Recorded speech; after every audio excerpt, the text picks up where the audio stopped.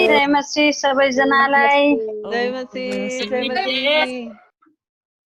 आज मैले तपाईहरुको बीचमा बालबालिकाहरुको विषयमा बोल्दैछु है त।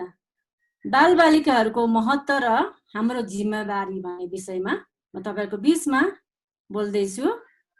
अनि साँच्चै नै बालबालिकाहरुको महत्व कति छ, कुन कुन ठाउँमा छ र तपाईहरु मेरो जिम्मेवारी के हो त? त्यसमा दुई प्रकारले हैन, दुई पाटो गरेर म तपाईहरुको बीचमा बोल्दैछु। एउटा चाहिँ हाम्रो मण्डलीका बालबालिका प्रति चाहिँ हाम्रो जिम्मेवारी के छ र दोस्रो चाहिँ तपाईं र मेरो आफ्नै छोराछोरीहरुको हैन उहाँहरु प्रति चाहिँ हाम्रो जिम्मेवारी के हो त भन्ने विषयमा बोल्न गइरहेको छु। सर्वप्रथम है बालबालिकाहरुको विषयमा चाहिँ धेरै मण्डलीहरुमा वचन प्रचारहरु त्यति गरिएको पाउँदैन। आजभोलि त त्यही पनि गर्नुहुन्छ। धेरै वर्ष केही वर्ष अगाडिसम्म धेरै मण्डलीमा चाहिँ बालबालिकाहरुको विषयमा चाहिँ वचनहरु हामीले त्यति सुन्न पाउने थिएनौं। अनि म जवान हुँदा चाहिँ जब सेमिनारहरु जान्थे, जवान संगति, जवान सेमिनार, आमाहरुको सेमिनार अनि अगुवाहरुको सेमिनार भनेर सुन्दथे। अनि बाल संगतिको सेमिनार सम्मेलन भन्ने कुराहरु मैले त्यति सुन्नमा पाएको थिइन। अनि साँच्चै नै त्यो बेलामा चाहिँ त्यति हैन बाल संगतिलाई त्यति मान्यता नदिएको हो कि जस्तो लाग्थ्यो। अहिले चाहिँ धेरै मण्डलीहरुमा बाल संगतिको हैन चिल्ड्रेन केम्पहरु गर्नुहुन्छ। हाम्रो मण्डलीमा नै हामीले गर्ने गर्छौं। वर्षमा एकचोटी तिहारको बिदा पाएर है, यो पालि त त्यो पनि नहोला जस्तो हैन हुँदैन। किनभने हामीले यसरी इन्टरनेटको माध्यमबाट गर्न त सक्छौं। त्यो पनि हामी प्रार्थना गरेर गर्यौं भने त्यो पनि उपाय छ। अनि धेरै मण्डलीहरुले यो पनि गरिरहनु भएको छ। धेरै संघ संस्थाहरुले बाल संगतिको संघ संस्थाहरुले गरिरहनु भएको छ। मैले भन्नु खोजेको चाहिँ हामीले बाल संगतिलाई त्यति महत्व नदिएको जस्तो देखिन्छ। अनि बालिकाहरु जब अगाडि आएर बस्छन् अनि हामीले चाहिँ डिस्टर्ब मानेर हैन तिमीहरु पछाडी जाओ भन्ने यस्ता कुराहरु हामीले बाल संगतिलाई चाहिँ त्यति मान्यता नदिएको, बालबालिकाहरुलाई चाहिँ त्यति मान्यता नदिएको हो कि है त्यस्तो लाग्छ। तर आज म तपाईहरुको बीचमा बाल संगति, बालबालिकाहरुको महत्व कुन ठाउँमा छ भन्ने विषयमा भन्दाखेरि है आज चाहिँ बालबालिकाहरु चाहिँ हाम्रो देशमा पनि धेरै महत्वपूर्ण छ। तपाईं र मेरो बालबालिकाहरु हैन, तपाईं र मेरो नानी जन्मिन्छ अनि त्यसपछि सरकारले हैन विभिन्न खोपको आयोजना गरेको हुन्छ। अनि विभिन्न औषधिहरु, पोलियो थोपाहरु, किनकि त्यो बालबालिकाहरु त्यो नानीहरु गएर निरोगी बनोस् है, भविष्यमा गएर रोगी नबनोस्, बालबालिकाहरुलाई चाहिँ केही पनि रोग नलागोस् अनि स्वस्थ हुन् भन्ने हिसाबले, किनकि बालबालिकाहरु चाहिँ भविष्यका हैन एउटा कर्णधार हुन् भन्न पनि भनिन्छ। भोलि गएर त्यो बालबालिकाहरु बढेर एउटा नेता पनि बन्न सक्छ, एउटा प्रधानमन्त्री, राष्ट्रपति जे पनि बन्न सक्छ है, असल नेता पनि बन्न सक्छ, देशको सेवा गर्ने असल व्यक्ति पनि बन्न सक्छ।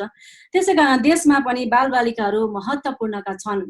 अब समाजमा हेर्यौं भने समाजमा चाहिँ विशेष गरिकन समाजमा एकजना विवाह गरेर जब ल्याउँछन् मानिसहरुले हैन, विवाह गरेर ल्याएपछि जब त्यो महिलाको अथवा त्यो स्त्रीको, त्यो दिदीको अथवा त्यो बहिनीको बालबालिकाहरु हैन कुनै पनि सन्तान भएनन् भने त्यो महिलाको चाहिँ के गर्न थाल्छन् त समाजले कुरा काट्न थाल्छन्। हाम्रो नेपाली समाजमा त त्यो त एकदमै अक्सर है टीका टिप्पणी गर्न थाल्छन्। फलनाको नानीहरु भएन, किन हो, कसो हो, अझै हैन त्यो हुँदैन कि बा भन्ने विभिन्न शब्दहरु, नामहरु दिन थाल्छन्। बा उनीहरुको हैन बा हुँदैन कि, अनि बाजी स्त्री यस्ता शब्दहरु भन्न थाल्छन्। भन्नुको अर्थ मैले भन्न खोजेको चाहिँ आज समाजमा पनि बालबालिकाहरुको महत्व चाहिँ धेरै छ भनेर चाहिँ है हामीलाई थाहा छ र हामीले बुझ्दछौं। अब परिवारमा हेरौं, कुन चाहिँ हजुरआमा हजुरबा होला आफ्नो नाता नातिनीलाई खेलाउन मन नलाग्ने सबैलाई लाग्छ। एउटा बुहारीले छोराको एउटा नाता नातिनी भएको चाहन्छन् हजुरबा हजुरआमाले। अनि जुन परिवारमा हैन बच्चाहरु हुन्छन्, नानी बाबुहरु हुन्छन्, त्यो नानी बाबुहरुलाई भएको घर चाहिँ एकदमै हैन उज्यालो, एकदमै खुसीको घर पनि हुन्छ। अनि त्यो बालबालिकाहरु जब हुँदैन भने त्यो परिवारमा हैन एउटा निराशा आउँदछ। अनि आमा जुन चाहिँ श्रीमतीले आमा बन्न चाहन्छ अनि श्रीमानले बाउ बन्न चाहन्छ, सबैले चाहन्छ, यो सबैलाई त्यो थाहा भएकै कुरा हो। हामीलाई सन्तानको आवश्यक अनि सन्तानको महत्वपूर्ण चाहिँ हाम्रो परिवारमा पनि छ भन्ने कुरा तपाईहरुको बीचमा मैले भनिरहेको छु। अनि हामीले देख्छौँ है, हामी यो नपढौँ, पहिलो सामुएल जब हामीले हेर्छौँ 1 अध्यायको 1 देखि 20 सम्म हेऱ्यौँ भने हामी सबैलाई थाहा छ त्यो घटना है। त्यहाँ चाहिँ हन्नाको बारेमा, हन्ना चाहिँ एउटा निसन्तान थिइन् अनि उनको सौताले उनलाई खसालेर बोल्थिन् भनेको छ, किनभने त्यो हैन बच्चा नभएको कारणले उनलाई खसालेर बोल्थिन्। साँच्चै नै परिवारमा चाहिँ नानी बाबुहरू बालबालिकाहरू चाहिँ एकदमै महत्त्वपूर्ण छन् भन्ने कुरा हामीले जानेका छौँ र हामीलाई थाहा हुन्छ है। अझै हाम्रो समाजमा त झन् छोरीहरू भयो भने छोरा चाहिन्छ है, छोराहरू चाहिँ नभई नहुने जस्तो आजभोलि धेरै चेन्ज आएको छ यसमा कति मानिसहरूको हैन सोचाइहरूमा, तर कति अझै पनि आउन बाँकी पनि छ छोरा चाहिने है। भजन सङ्ग्रह 127 को 3 मा लेखिएको छ, छोराहरू चाहिँ परमेश्वरले दिनुभएको उत्तराधिकारी मात्रै हुन् र परमेश्वरले जुन छोराछोरीहरू चाहिँ उहाँले दिनुभएको इनाम हो भनेर लेखेको छ। अझै पुरानो अनुवादमा त झन् यस्तो लेखिएको छ, छोराहरू चाहिँ परमेश्वरले दिनुभएको उत्तराधिकारी अथवा हक र गर्वको फल चाहिँ उहाँले दिनुभएको इनाम भनेर लेखेको छ। गर्वको फल भन्ने शब्द त्यहाँ छ, त्यो चाहिँ मलाई एकदमै मनपर्छ। अनि गर्वको फल चाहिँ हामीलाई परमेश्वरले छोरा होस् छोरी होस् उहाँले हामीलाई के दिनुभएको छ त, इनाम दिनुभएको छ। अनि कतिचोटि त्यो गर्वको फललाई चाहिँ हामीले चाहिँ बोझको रूपमा नै लिन्छौँ। अनि आज हैन आजभोलि कति मानिसहरूले चाहिँ आजभोलि मात्रै नभएर हाम्रो समाजमा चाहिँ यस्तो नि छ, जब छोरी हुन्छन् र छोरा हामीलाई चाहिएको हुन्छ, जब अनि भिडियो एक्सरे गरेर हेर्दाखेरि छोरा छैन छोरी छन् भने उसलाई फ्यालिदिने चलन पनि छ। तर हामी परमेश्वरको छोरीहरूले त्यो गर्नु चाहिँ एकदमै पाप हो है, परमेश्वरको दृष्टिमा त्यो घिनलाग्दो पाप हो। साँच्चै नै आज भनिन्छ है आमाको गर्भमा नानीहरू चाहिँ एकदमै सुरक्षित मानिन्थ्यो, तर अहिलेको समयमा आमाको गर्भमा सबैभन्दा असुरक्षित हुन्छन् अरे नानी बाबुहरू। किनभने कति आमाहरूले बालबालिकाहरूलाई महत्त्व ठान्छन् भने कतिलाई चाहिँ बोझ पनि हुन सक्छ। तर परमेश्वरले भन्नुभएको छ हैन, परमेश्वरले दिनुभएको इनामलाई चाहिँ तपाईहरु मैले के गर्नुपर्छ त, जब हामीले पुरस्कार पाउँछौँ इनाम पाउँछौँ भने त्यो इनामलाई हामीले एकदमै सजाएर राख्छौँ, घरमा हिफाजत गरेर राख्छौँ, जतन गरेर राख्छौँ। अनि त्यसरी नै परमेश्वरले तपाईहरु मलाई दिनुभएको छोराछोरी मण्डलीका नानी बाबुहरू होस्, तपाईहरु मेरो आफ्नै सन्तानहरू होस्, हामीलाई परमेश्वरले दिनुभएको इनाम हो र त्यो इनामलाई हामीले चाहिँ कसरी हुर्काउने भन्ने कुरा म पछि गएर तपाईहरुलाई भन्दैछु। अनि परिवारमा नि नानी बाबुहरूको महत्त्व बारेमा म तपाईहरुलाई भन्दैछु। अब हामी मण्डलीमा जाउँ है। मण्डली आज चाहिँ सुन्नमा आउँछ धेरै देशहरूमा मण्डलीहरू चाहिँ फिल्म हलहरू बनाइरहेका छन्। अनि धेरै ठाउँहरूमा चाहिँ मण्डली बिक्री गरेर मस्जिद पनि भएको छ भनेर सुन्नमा आउँछ। अनि कति मण्डलीहरू चाहिँ फिल्म हल भइरहेको छ, अनि कति मण्डलीहरू चाहिँ मण्डली भवनहरू चाहिँ तालचा लागिरहेको छ। अहिलेको अवस्थामा तालचा लागेको छ, मैले अहिलेको अवस्थाको कुरा गरेको छैन। अनि त्यो मण्डलीमा चाहिँ आज रेस्टुरेन्ट पनि भएको छ कति देशहरूमा। किनभने त्यो मण्डलीलाई चाहिँ त्यो मण्डलीमा चाहिँ बाल संगतिलाई पहिलो प्राथमिकता नदिएको कारणले, त्यो मण्डलीमा चाहिँ बाल संगति नभएको कारणले चाहिँ त्यो मण्डली आज गएर फिल्म हल बन्न पुगेको छ। त्यसै कारण हाम्रो मण्डलीमा चाहिँ बाल संगति चाहिँ महत्त्वपूर्ण छ। हाम्रो पुस्ता बिति जान्छ, अनि मण्डलीलाई अगाडि बढाउने को हो त? यदि हामीले बाल संगतिलाई महत्त्व दिएका छैनौँ भने, बालबालिकाहरूलाई हामीले महत्त्व दिएका छैनौँ भने भोलि गएर मण्डली चलाउने, मण्डली कसरी रहनुहुन्छ? बाल संगति चाहिँ एकदमै महत्त्वपूर्ण हो तपाईहरु हैन। बाल संगति चाहिँ मण्डलीको सेवाहरू मध्ये बाल संगति धेरै महत्त्वपूर्ण छ। अनि एकजना भाइले भन्दै हुनुहुन्थ्यो, हाम्रो मण्डलीको अगुवा भाइ, उहाँ संस्थामा काम गर्नुहुन्छ, उहाँले चाहिँ भन्दै हुनुहुन्थ्यो धेरै अनुदानहरू हैन संस्थामा आउँथ्यो पहिलाको दिनहरूमा, अहिले चाहिँ त्यति आउँदैन अरे सङ्घ संस्था चलाउनको लागि। किनभने आजको दिनहरूमा युवाहरू मण्डली जाँदैन, मण्डली जानलाई उनीहरूले चाहँदैन, किनभने उनीहरू बाल संगतिदेखि हुर्किन पाएन, बाल संगति त्यो मण्डलीमा वास्ता गरिएन, बालबालिकाहरूलाई महत्त्व दिएन। त्यसै कारण आज युवा पीडितहरूले भेटी दशम छुट्याउँदैन अनि जाँदैन उनीहरू मण्डली नै। अनि त्यसै कारण आज अनुदानहरू पनि कम आउँछ भन्दै हुनुहुन्थ्यो। साँच्चै नै हो, आज हाम्रो मण्डलीहरूमा बाल संगति चाहिँ धेरै महत्त्वपूर्ण छ। तपाईँ र मेरो मण्डलीमा चाहिँ हैन बाल संगतिको लागि चाहिँ हामीले कति मान्यता हैन दिइरहेका छौँ त। अब हामी हेरौँ बाइबलमा है प्रभु येशू ख्रीष्टले कति महत्त्वपूर्ण दिनुभयो बालबालिकाहरूको विषयमा प्रभुले के भन्नुहुन्छ। म कुनै गुरुआमाहरूलाई अनुरोध गर्दछु मत्ती 18 को 1 देखि 5 सम्म पढिदिनु होला।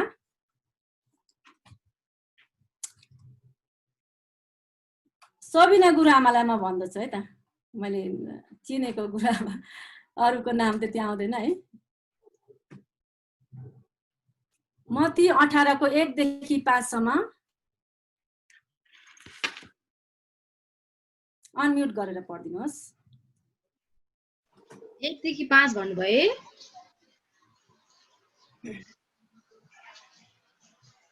1 देखि 5 भन्नुभयो गुरुआमा। हजुर गुरुआमा 1 देखि 5। त्यही समय चेलाहरू येशू कहाँ आएर सोधे, स्वर्गको राज्यमा सबैभन्दा महान को हो? उहाँले एउटा सानो बालकलाई नजिक बोलाएर तिनीहरूको माझमा उभ्याउनु भयो र भन्नुभयो, साँच्चै म तिमीहरूलाई भन्दछु, मन परिवर्तन भएर तिमीहरू साना बालकहरू जस्तै भएनौ भने कहिले स्वर्गको राज्यमा पस्ने छैनौ। जसले यो सानो बालक जस्तै आफूलाई नम्र तुल्याउँछ त्यही स्वर्गको राज्यमा सबैभन्दा महान हुनेछ। जसले मेरो नाउँमा एउटा यस्तो बालकलाई ग्रहण गर्छ त्यसले मलाई ग्रहण गर्छ। आमेन। धन्यवाद गुरुआमालाई। यहाँ चाहिँ चेलाहरूको बीचमा बहस चलिरहेको छ है त।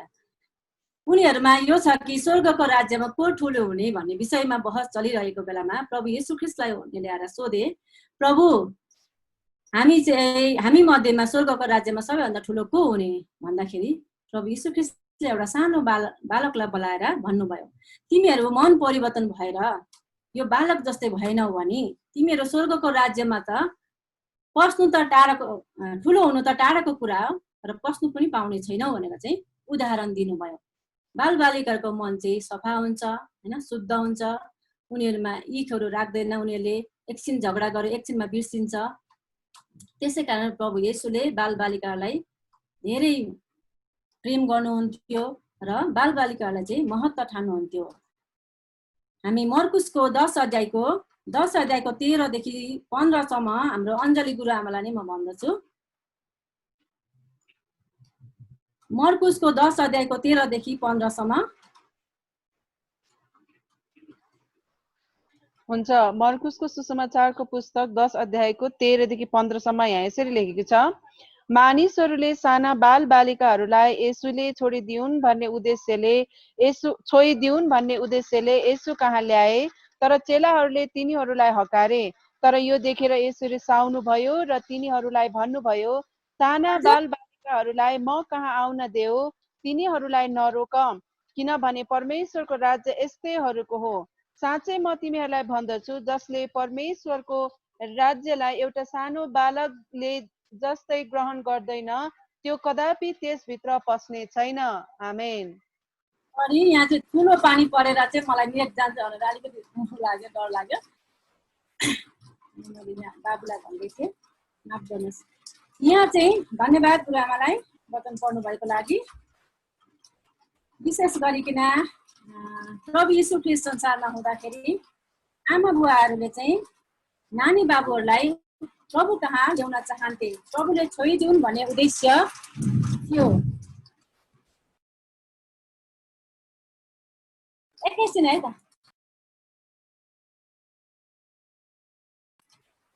यहाँ चाहिँ ठुलो पानी पर्यो क्या, त्यही भएर मैले झ्याल खोलिरहेको थिएँ, झ्याल पर्यो।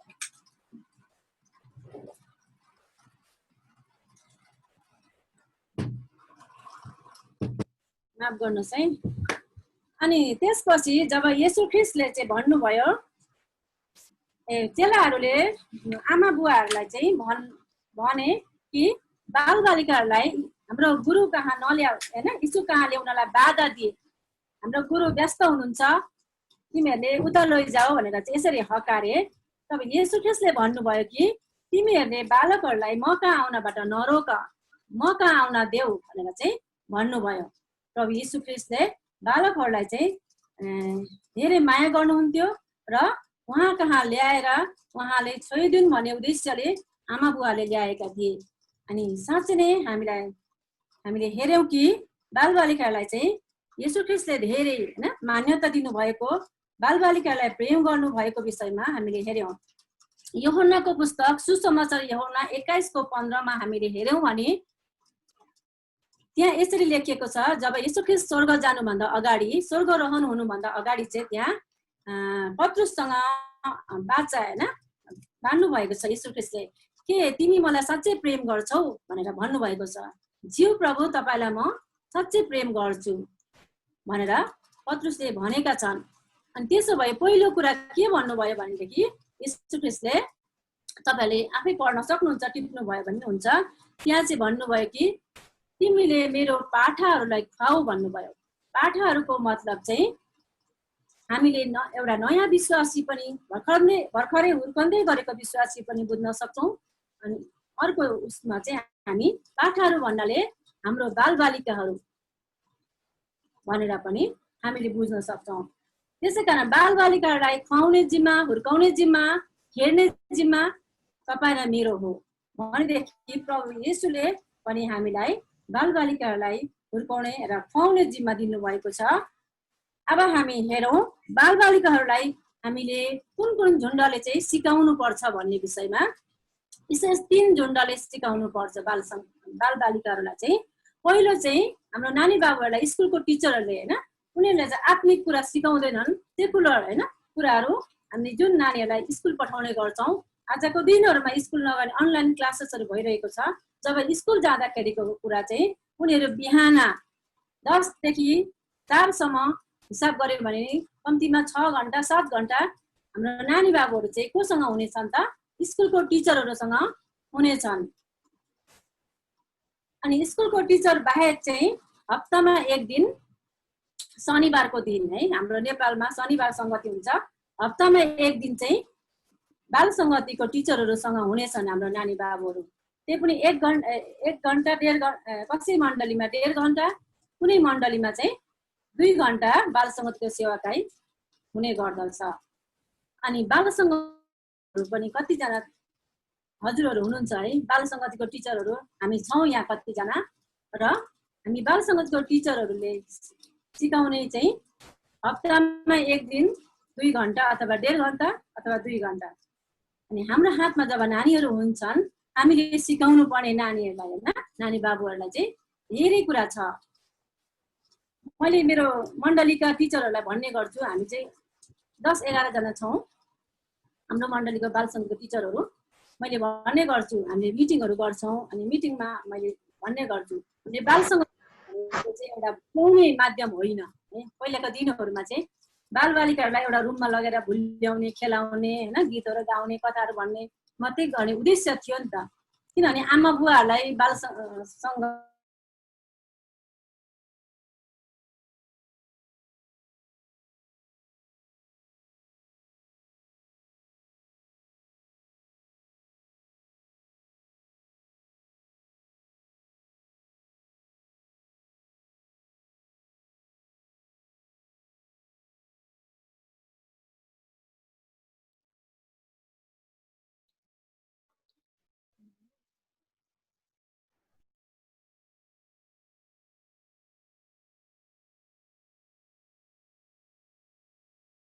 बिमला गुरुआमाको नेट कनेक्ट हुँदैछ। एकैछिन हामी धैर्य धारण गरेर बसौँ है। माफ गर्नुहोस् है, मेरो गएर डाटा लिनु पर्यो। म भन्दै थिएँ है, हामीले हाम्रो बाल सङ्गतिमा जब नानी बाबुहरूलाई बाल सङ्घको टिचरहरूले अथवा हामी आमाहरूले पनि बुझ्नुपर्ने कुरा चाहिँ, जब हामी बाल सङ्गतिमा सुन्नु भएको छ नि मलाई, बाल सङ्गतिमा नानी बाबुहरू लान्छौँ। अनि त्यहाँ चाहिँ हामीले भुल्याउने हिसाबले नभएर चाहिँ केही कुरा सिकोस्, वचनबाट सिकाउने है, परमेश्वरलाई प्रेम गर्न सिकोस्। परमेश्वर प्रेमको बारेमा बालबालिकाहरूलाई येशू ख्रीष्टले हामीलाई हामीप्रति गर्नुभएको, मानव जातिप्रति गर्नुभएको प्रेमको विषयमा धेरै कुराहरू सिकाउनु आवश्यक छ। त्यसै कारण हामी बाल सङ्गतिका टिचरहरू चाहिँ एउटा उदाहरणीय हैन हुनुपर्ने कुराहरू। कति टिचरहरू भर्खर केटाकेटी नै हुन्छ, केटाकेटी नै भएको कारणले चाहिँ अनि आफू पनि केटाकेटी भएको कारणले उनीहरूले भने जस्तो सिकाउन हैन पारा नल्याएको हो कि जस्तो लाग्छ। अनि त्यसै कारण हामीले चाहिँ बाल सङ्घको टिचरहरू हामी आमाहरू नै हुन सक्छौँ। हामी आमाहरू पनि कति मानिसको यो भनाइ छ कि आमाहरू चाहिँ टिचरहरू हैन हुन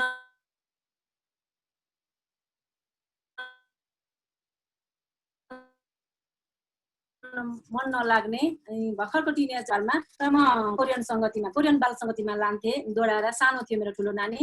अनि त्यहाँ लाँदा चाहिँ मैले धेरै कुराहरू सिकेँ। यद्यपि भाषा त मलाई आउने थिएन केही पनि, अनि त्यहाँ भाषा नबुझे पनि धेरै कुराहरू उहाँहरूले गरेको कुराहरूबाट मैले धेरै कुराहरू सिकेँ। अनि त्यहाँ चाहिँ धेरै बुढीहरू पनि हजुरआमाहरू पनि बाल सङ्गतिको टिचरहरू देखेँ मैले।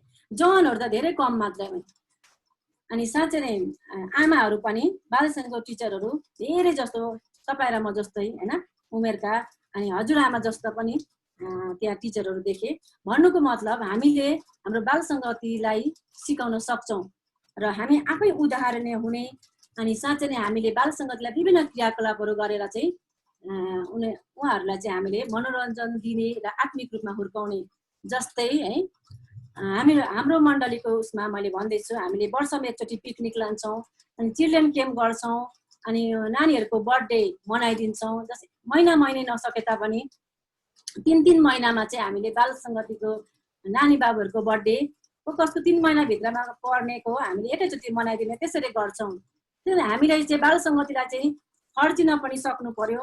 अनि बाल सङ्गतिको लागि चाहिँ हामीले मुठी खोल्नु है पर्यो। हामीले जुन चिल्ड्रेन क्याम्प गर्दाखेरि हाम्रो मण्डलीमा मैले भन्ने गर्छु मेरो आमाहरूलाई कि हामीले बाल सङ्गतिको प्रोग्रामको लागि सहयोग गरौँ भन्दाखेरि हाम्रो आमाहरूले चाहिँ मुठी खोल्नुहुन्छ।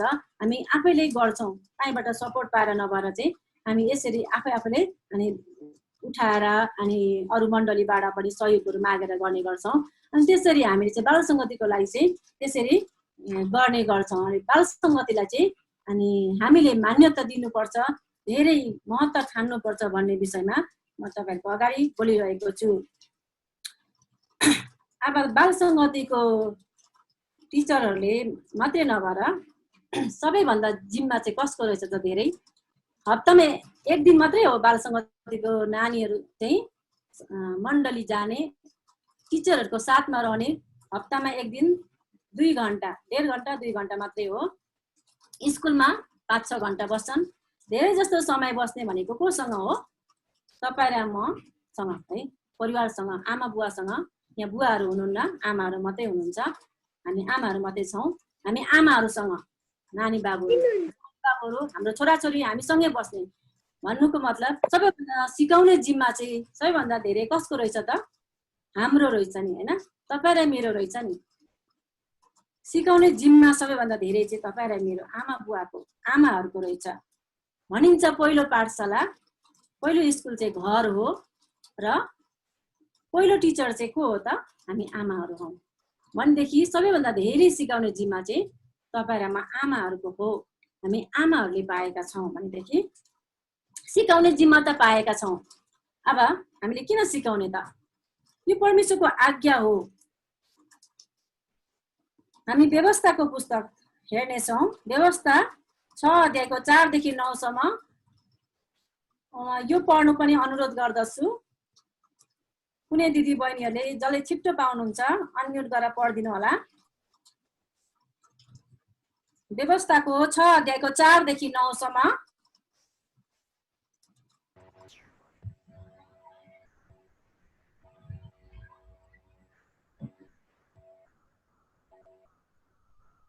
हे इस्राएल सुन, परमप्रभु हाम्रा परमेश्वर एउटै परमप्रभु हुनुहुन्छ।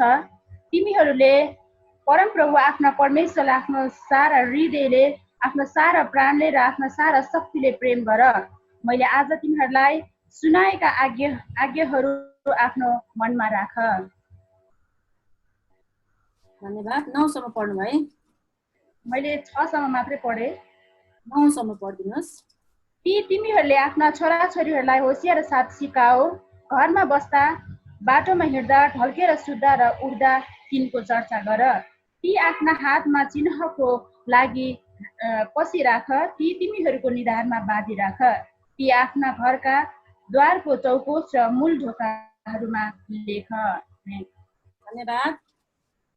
यहाँ भनेको छ है, ए इजरायलीहरू सुन, तिमीहरूका परमेश्वर एउटै हुनुहुन्छ। सर्वप्रथम हामीले हाम्रा परमेश्वरलाई हाम्रा सारा प्राणले सारा शक्तिले हामीले के गर्नुपर्छ त? प्रेम गर्नुपर्छ। अनि हाम्रा नानीहरूलाई हैन सिकाउनुभन्दा अगाडि हामीले के गर्नु पर्ने रहेछ त? सुन्नु पर्ने रहेछ उहाँको वचन है। यदि हामीले सुनेका छैन भने हाम्रो नानीहरूलाई कसरी सिकाउने त? हामी आफूले सुनेर हाम्रो हृदयमा राख्नु भन्नुभएको छ। अनि हाम्रो नानीहरूलाई सिकाउँदा हामीले जताभावी सिकाउने भनेको छैन। यहाँ हामीले होसियारी साथ हामीले जे सिकाउँछौँ नानीहरूले त्यही सिक्नुहुन्छ। सानो बेलामा हामीले सिकाएको कुराहरू उहाँहरूले त्यो लिने हैन, अनि ठुलो हुन्जेलसम्म नबिर्सिने कुराहरू।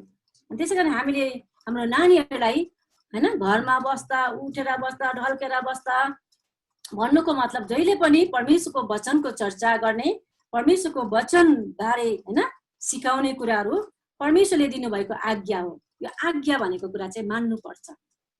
परमेश्वरको वचनको आज्ञा चाहिँ हैन चेतावनी होइन, तर आज्ञा हो। यो आज्ञा भनेको कुरा चाहिँ हामीले मान्नुपर्छ। त्यसै कारण आज परमेश्वरले तपाईँ र मलाई चाहिँ परमेश्वरको वचनबाट सिकाउने जिम्मा, हाम्रो छोराछोरीहरूलाई सिकाउने जिम्मा चाहिँ हामीलाई दिनुभएको छ। यही व्यवस्थाको 4को 8 देखि 9 सम्म म अञ्जली गुरुआमालाई पढ्न अनुरोध गर्दछु। यही व्यवस्थाको 4को 8 देखि 9।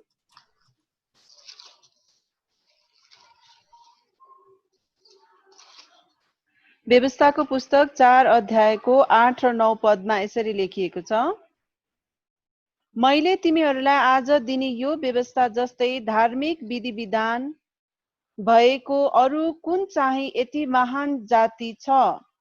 तर होसियार बस र आफ्नो मनलाई सचेत राख, ताकि तिमीहरूले आँखाले देखेका कुराहरू नबिर्स र ती तिमीहरूको सारा जीवनभरि तिमीहरूको मनदेखि नटुटुन्। ती तिमीहरूका छोराछोरीहरू र नाति नातिनाहरूलाई सिकाओ। आमेन। धन्यवाद गुरुआमालाई। यहाँ म धेरै व्याख्या गर्न चाहेन यो वचन, मैले यति मात्रै भन्न चाहे कि हामीले हैन जे देख्यौं परमेश्वरको असल असल कुराहरू बाइबलमा हैन, तपाईले मेरो आफ्नै जीवनमा, व्यक्तिगत जीवनमा परमेश्वरको जति पनि कार्यहरू छ हामीले देखेका र बाइबलबाट हामीले जुन सुनेका पढेका वचनहरू चाहिँ हामीले हाम्रा छोराछोरीहरूलाई मात्रै नभएर हजुरआमाहरू पनि हामी छौँ भने हाम्रो नाता नातिनीलाई पनि सिकाउने कुराहरू चाहिँ यहाँ छ है। हामीले देखेका, सुनेका, भोगेका कुराहरू र परमेश्वरको आशिषहरू, परमेश्वरको अचम्मको कामहरू चाहिँ हामीले हाम्रा बालबालिकाहरूलाई सिकाउनु पर्ने जिम्मा चाहिँ तपाईँ र मलाई दिनुभएको छ। यो वचनको आज्ञा हो, परमेश्वरको वचनको आज्ञा हो। साँच्चै नै हामीले आज्ञा चाहिँ पालन गर्नुपर्छ। अब हामी हेरौँ हितोपदेश 22को 6, त्यो पनि कसैले पढिदिनु होला। हितोपदेश 22को 6, कसले छिट्टो भेट्नुहुन्छ अनम्युट गरेर पढिदिनु होला।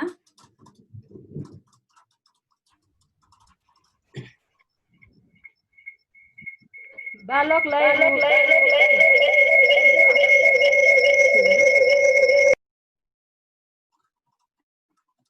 कसले पढ्दै हुनुहुन्थ्यो?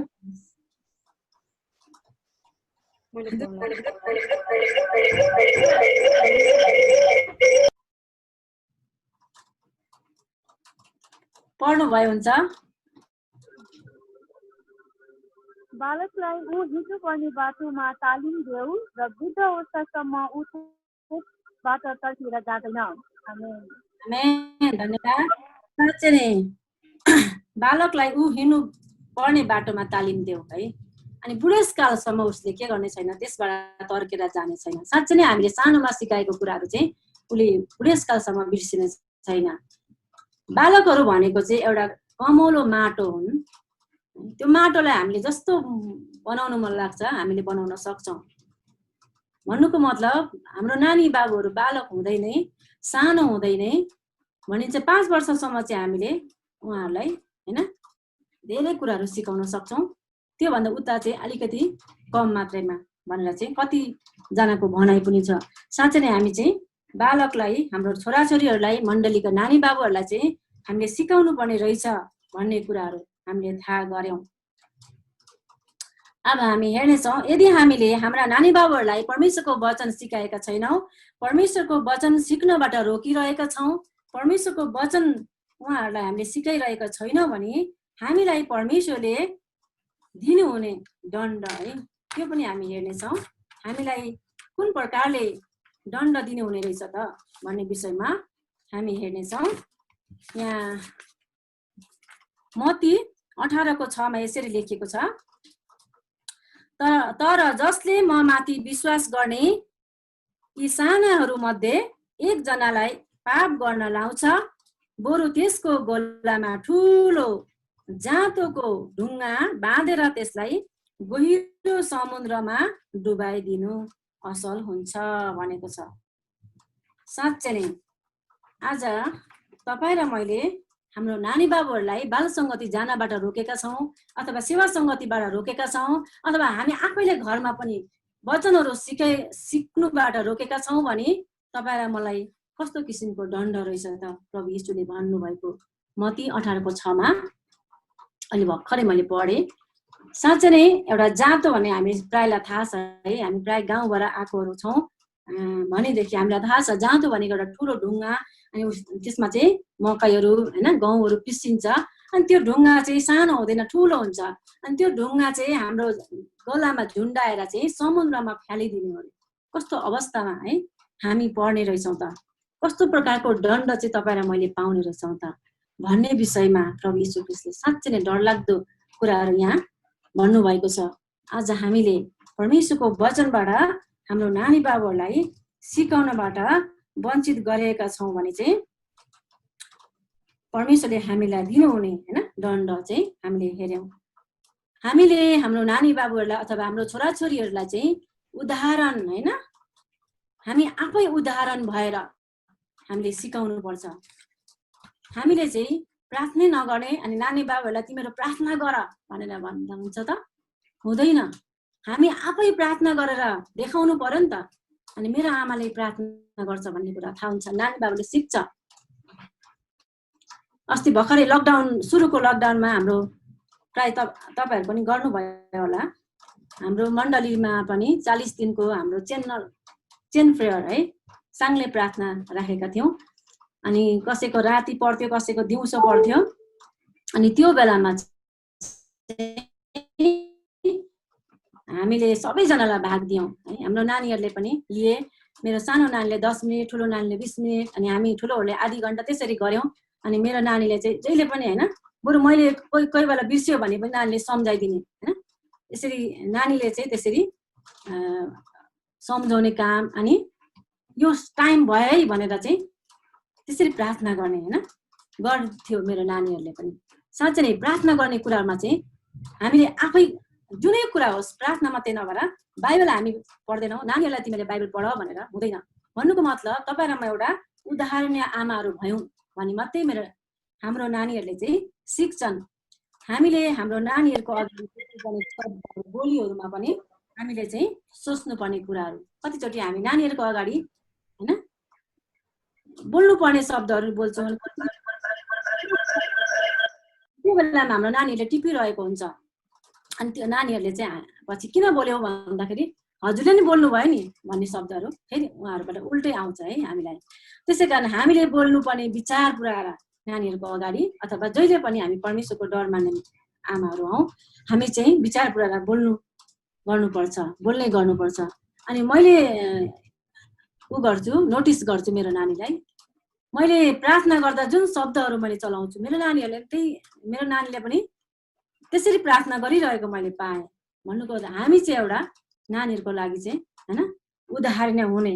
अनि कतिचोटि हामी श्रीमानको अगाडि चाहिँ ठुलो ठुलो स्वर गरेर कराउने, झै झगडा गर्ने होइन, त्यस्तो नानीहरूको अगाडि गऱ्यौँ भने उनीहरूलाई मन पर्दैन त्यो कुराहरू, उनीहरूले नोटिस गरिरहेको हुन्छ होइन, हेरिरहेको हुन्छ र पछि गएर हामीलाई उनीहरूले अम्लाइदिन्छ हाम्रो गल्ती यस्तो हो भनेर। त्यसै कारण हामी एकदमै होसियारी साथ पहिला हामी चाहिँ आमा हुनुभन्दा अगाडि हामी असल श्रीमती छौँ भने हामी असल आमा हुनलाई कुनै पनि गाह्रो कुरा हुँदैन।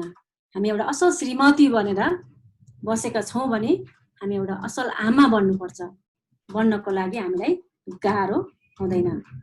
भनिन्छ नि एउटा हैन, एउटा छोरा मान्छेलाई हुर्काउने काममा दुईजना स्त्रीको चाहिँ हात हुन्छ भनिन्छ नि। एउटा चाहिँ उसको आमा हो अनि दोस्रो चाहिँ उसको श्रीमती हो। त्यसैले हाम्रो नानीहरूको सफलताको पछाडि पनि, हाम्रो नानी बाबुहरूको सफलताको पछाडि पनि हामी आमाहरूको के छ त, ठुलो हात हुन्छ। त्यसै कारण आज हामी आमाहरूले साँच्चै नै कुन प्रकारले नानीहरूलाई हुर्काइरहेका छौँ, हामीले हाम्रा छोराछोरीहरूलाई कुन प्रकारले हुर्काइरहेका छौँ। हाम्रो छोराछोरीलाई माया गरेर मात्रै होइन, असल बोलेर मात्रै पनि पुग्दैन, उनीहरूलाई हामीले अनुशासनमा पनि हुर्काउनु पर्यो। परमेश्वरको वचनले हामीलाई त्यही भन्दछ। हितोपदेश 13:24 यसरी लेखेको छ, छडी नचलाउने बाबुले आफ्नो छोरालाई घृणा गर्छ, तर त्यसलाई प्रेम गर्ने बाबुले होसियारी साथ त्यसलाई ताडना दिन्छ। है, छडी चलाउने कुराहरू भन्नुको मतलब हाम्रो नानीहरूलाई ड्यामडुम पिट्नु भनेको होइन है। हामीले छडी चलाउने विभिन्न माध्यम हुन्छ, उनीहरूलाई अनुशासनमा राख्ने माध्यमहरू धेरै हुन्छ। त्यो माध्यम हैन, परमेश्वरको वचनको छडी लाउने कुराहरू त छँदैछ। हामीले चाहिँ कतिचोटि चाहिँ हाम्रो नानी बाबुहरूलाई चाहिँ रिस उठ्यो भन्दैमा जताभावी पिट्छौँ। टाउकोमा पाए टाउकोमा, ढाडमा पाए ढाडमा, जुन पिटाइले चाहिँ असर गर्छ उनीहरूलाई है। अहिले त हैन, हाम्रो देशमा त अहिलेसम्म त्यो कानुन अब हैन कस्तो छ, विदेशमा हैन, बाहिर देशमा त आमाहरूले पिट्यो भने, आमा बाउले पिट्यो भने पुलिस बोलाउँछ। नानीहरूले चाहिँ फोन गरेर पुलिसलाई बोलाउँछ, त्यस्तो चलन छ। अहिलेको अवस्थामा हामीले नानीहरूलाई प्याटपुट पिट्ने अवस्था होइन र पिट्नु पनि हुँदैन। माध्यमहरू धेरै छ अनुशासनमा दिने। यदि पिट्नै पर्यो अवस्था आयो भने पनि तपाईँहरूले हैन तर्साउनको लागि हैन, जुनमा असर गर्दैन उनीहरूलाई, मन मस्तिष्कमा हैन पिट्ने, टाउकोमा पाए टाउकोमा पिट्ने कहिले पनि हुँदैन। सो खुट्टाहरूमा हैन हामीले कोही बेला पिटिहाल्नु पर्यो भने पनि त्यसरी हामीले गर्नुपर्छ। अनि हामीले चाहिँ उनीहरूलाई अनुशासनमा राख्ने कुराहरू। अनि एफिसीको पुस्तक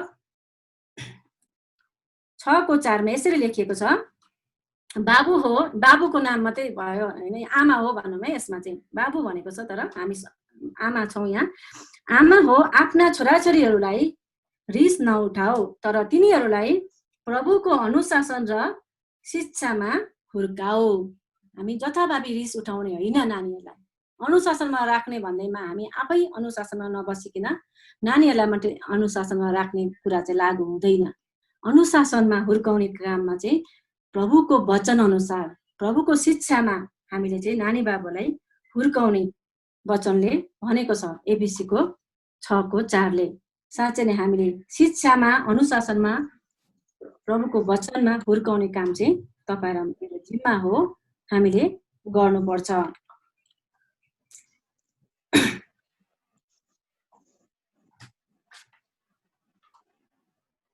आज हामीले हाम्रा छोराछोरीहरूलाई हाम्रो परिवारमा चाहिँ हैन कुन प्रकारले आत्मिक वातावरणमा हुर्काउने काम गरेका छौँ कि छैनौँ त। जस्तै हाम्रो परिवारमा चाहिँ एउटा वेदी है, प्रार्थनाको वेदी स्थापना हामीले गरेका हुन्छौँ। हामीले बिहान बेलुका प्रार्थना गर्छौँ। अनि कतिजनाको यो बानी पनि हुन्छ कि नानीहरूलाई नसमेट्ने बानी पनि हुन्छ, तर हामीले नानी बाबुहरूलाई समेट्नुपर्छ भन्ने कुरा चाहिँ हामीले कहिले पनि बिर्सनु हुँदैन। हाम्रो नानीहरूलाई बिहान बेलुका प्रार्थना गर्न लाउने।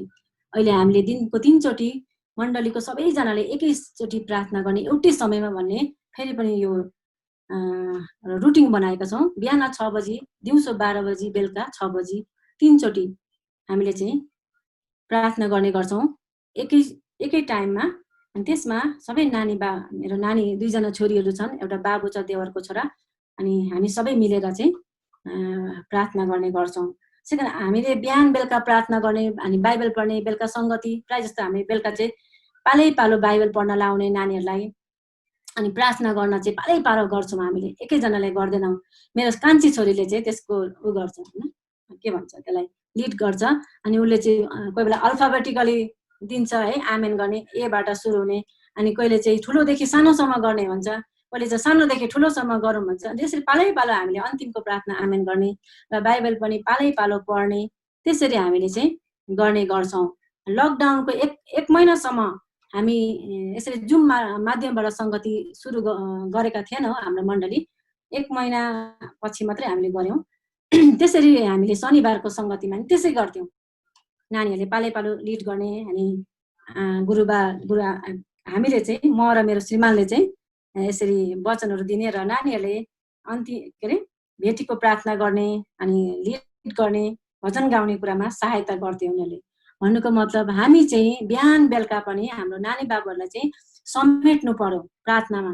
अनि एउटा कुरा चाहिँ हामीले कहिले बिर्सनु हुँदैन, जब हामी सानो सानो नानी बाबुसँग प्रार्थनामा बस्छौँ बेलुका बिहान, हामी कतिजनाको बानी यो हुन्छ कि जब हाम्रो पालो आउँछ नि अन्तिमको प्रार्थना गर्न, हामी लामो गरिदिन्छौँ अनि उनीहरू सुतिसकेको हुन्छ। त्यस्तो गल्ती चाहिँ हामीले गर्नु हुँदैन, किनभने नानीहरूको क्षमता हामीभन्दा कम हुन्छ, धेरै लामो प्रार्थना गर्न सक्दैन नानीहरूले। त्यसै कारण हामीले चाहिँ यदि लामै प्रार्थना गर्नु छ भने नानीहरूको त्यो प्रार्थना सिद्ध्याएर, त्यो सङ्गति सिद्ध्याएर नानीहरू जब सुत्छन् हामीले घन्टौँ समय बिताउन सक्छौँ हामी ठुलो मान्छेहरूले। तर नानीहरूसँग गर्दा हामीले मुख्य होइन विषयहरू बाँड्न लाउने नानीहरूलाई, अनि समेटेर गर्ने मुख्य विषयहरू। तर हामीले अरू विभिन्न प्रार्थना गर्छौँ भने हामीले चाहिँ अरू समय छुट्टै हामीले छुट्याउनुपर्छ। नानीहरूको अगाडि चाहिँ ठुलो लामो प्रार्थना गर्नु हुँदैन। अनि केही कुरा मागेमा है, कतिचोटि हामी पैसा छ भन्दैमा फट्टै दिने गर्छौँ, त्यो चाहिँ हामी आमाहरूले गल्ती गरिरहेको हुन्छौँ। केही कुरा मागेमा चाहिँ हामीले उनीहरूलाई चाहिँ प्रार्थना गर भन्ने, प्रार्थना गर्न लाउने, अनि केही समय प्रार्थना गरेपछि हामीले बल्ल दिने, उनीहरूलाई आवश्यक कुराहरू छ भने चाहिँ दिने। अनि त्यसो गर्दा उनीहरूले यो सोच्छ कि मेरो आमाले दिएको होइन, मेरो बाबाले दिएको होइन, मेरो परमेश्वरले दिएको भनेर उनीहरूको विश्वासमा उनीहरूको कदहरू थपिन्छ, विश्वासमा उनीहरू बढ्दै जान्छ, बलियो हुँदै जान्छन्। अनि साँच्चै नै उनीहरू परमेश्वरप्रति भरोसा उनीहरूको बढ्दै जान्छ त्यसो गर्नाले। त्यसै कारण हामीले मागे भन्दै हामी प्रार्थना गर भन्ने, अनि दिने कुराहरूमा है, दशंश दिने कुराहरूमा पनि हामीले सानोदेखि सिकाउनु पर्ने कुराहरू छ। अनि कति होइन मानिसहरूले आफन्तहरू आउँदाखेरि रुपियाँ पैसाहरू दिन्छन्, चक्लेट खाऊ भनेर, त्यो बेलामा चाहिँ हामीले चाहिँ नानीलाई दशंश छुट्याउन सानोदेखि बानी बसाल्नुपर्छ। मेरो नानीहरूले सानोदेखि सिकेको कारणले अहिले चाहिँ भन्नु पर्दैन, सिधै मलाई दिन्छन् यति दशंश है मम्मी भनेर है। त्यसरी सानोदेखि हामीले सिकायो भने ठुलो हुँदा धेरै कमाउँदा पनि नानीहरूलाई कुनै पनि आपत्ति हुँदैन। सानो होइन 1 रुपियाँ किन नहोस् छुट्याउनु हामीले सिकाएको हुनुपर्छ।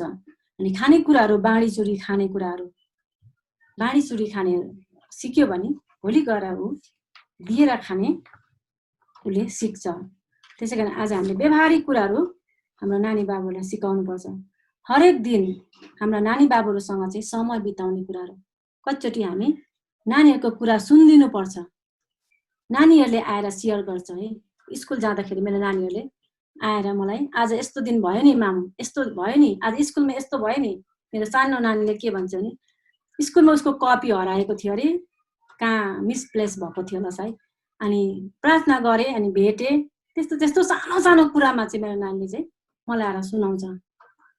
सुन्नु चाहिँ पर्यो, यदि सुन्दैन भने चाहिँ भोलि गएर नानीहरू सुनाउँदैन, अनि उनीहरू कुन बाटोमा गएको छ त्यो थाहा हुँदैन हामीलाई।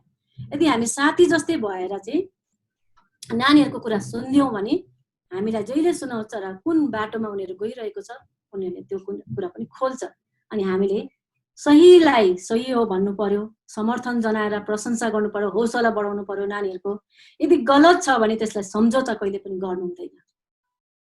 नानीहरू चाहिँ कतिचोटि होइन साथीहरूसँग बर्थडे मनाउन जान्छु भन्छ, अनि कति हामीले धेरै रोकिराख्नु पनि हुँदैन। अनि यदि नजिक छ हामीलाई चिनेको साथीहरू छ भने हामीले कतिचोटि हामीले चाहिँ उनीहरूलाई खुला पनि गर्नुपर्ने रहेछ है। मैले पनि पहिला सुरुमा एकदमै मैले पनि मेरो ठुलो नानीलाई कहीँ जान दिन्थेन। अनि मेरो नानीले भन्थ्यो हजुरले मलाई विश्वासै गर्नुहुन्न, मलाई विश्वास गर्नु न भनेर यसै भनेपछि अनि मैले चाहिँ कुनै ठाउँमा नजिक यदि छ भने साथीहरू छ भने चिनेको साथीहरू छ भने स्कुलको मैले त्यसरी बर्थडेमा पठाउने गरेँ। तर त्यो दिन चाहिँ शनिबार परेको छ भने मेरो नानीले भन्दैन पनि कहिले नि, किनभने शनिबार मेरो मामुले जानु दिँदैन कहीँ पनि भनेर थाहा छ। त त्यस्तो गइरहने पनि होइन, कुनै त्यस्तो होइन बेलामा चाहिँ अनि शनिबारको दिन चाहिँ सम्झौता गर्नु हुँदैन। सङ्गति छोडेर चाहिँ कहीँ जान्छु भन्यो भने त्यसरी हुन्छ, एक दिन त हो भनेर भन्यो भने हामीले जहिले पनि त्यही हुन पुग्छ।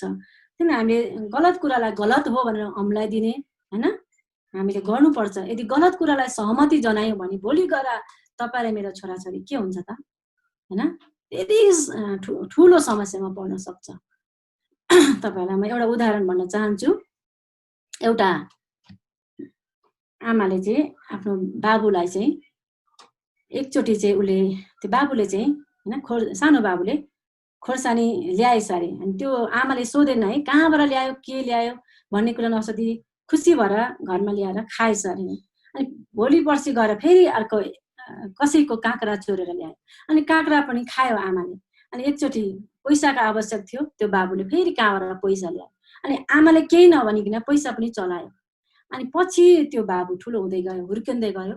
ठुलो भएपछि र ठुलो होइन धनी व्यक्तिको घरमा फोर्नु पुगेछ अरे। अनि सायद सुन चाँदी हिरामती चोरेको के थियो थाहा छैन, ठुलै कुरा चोरेर पुलिसको हातमा ऊ पुग्यो त्यो बाबु।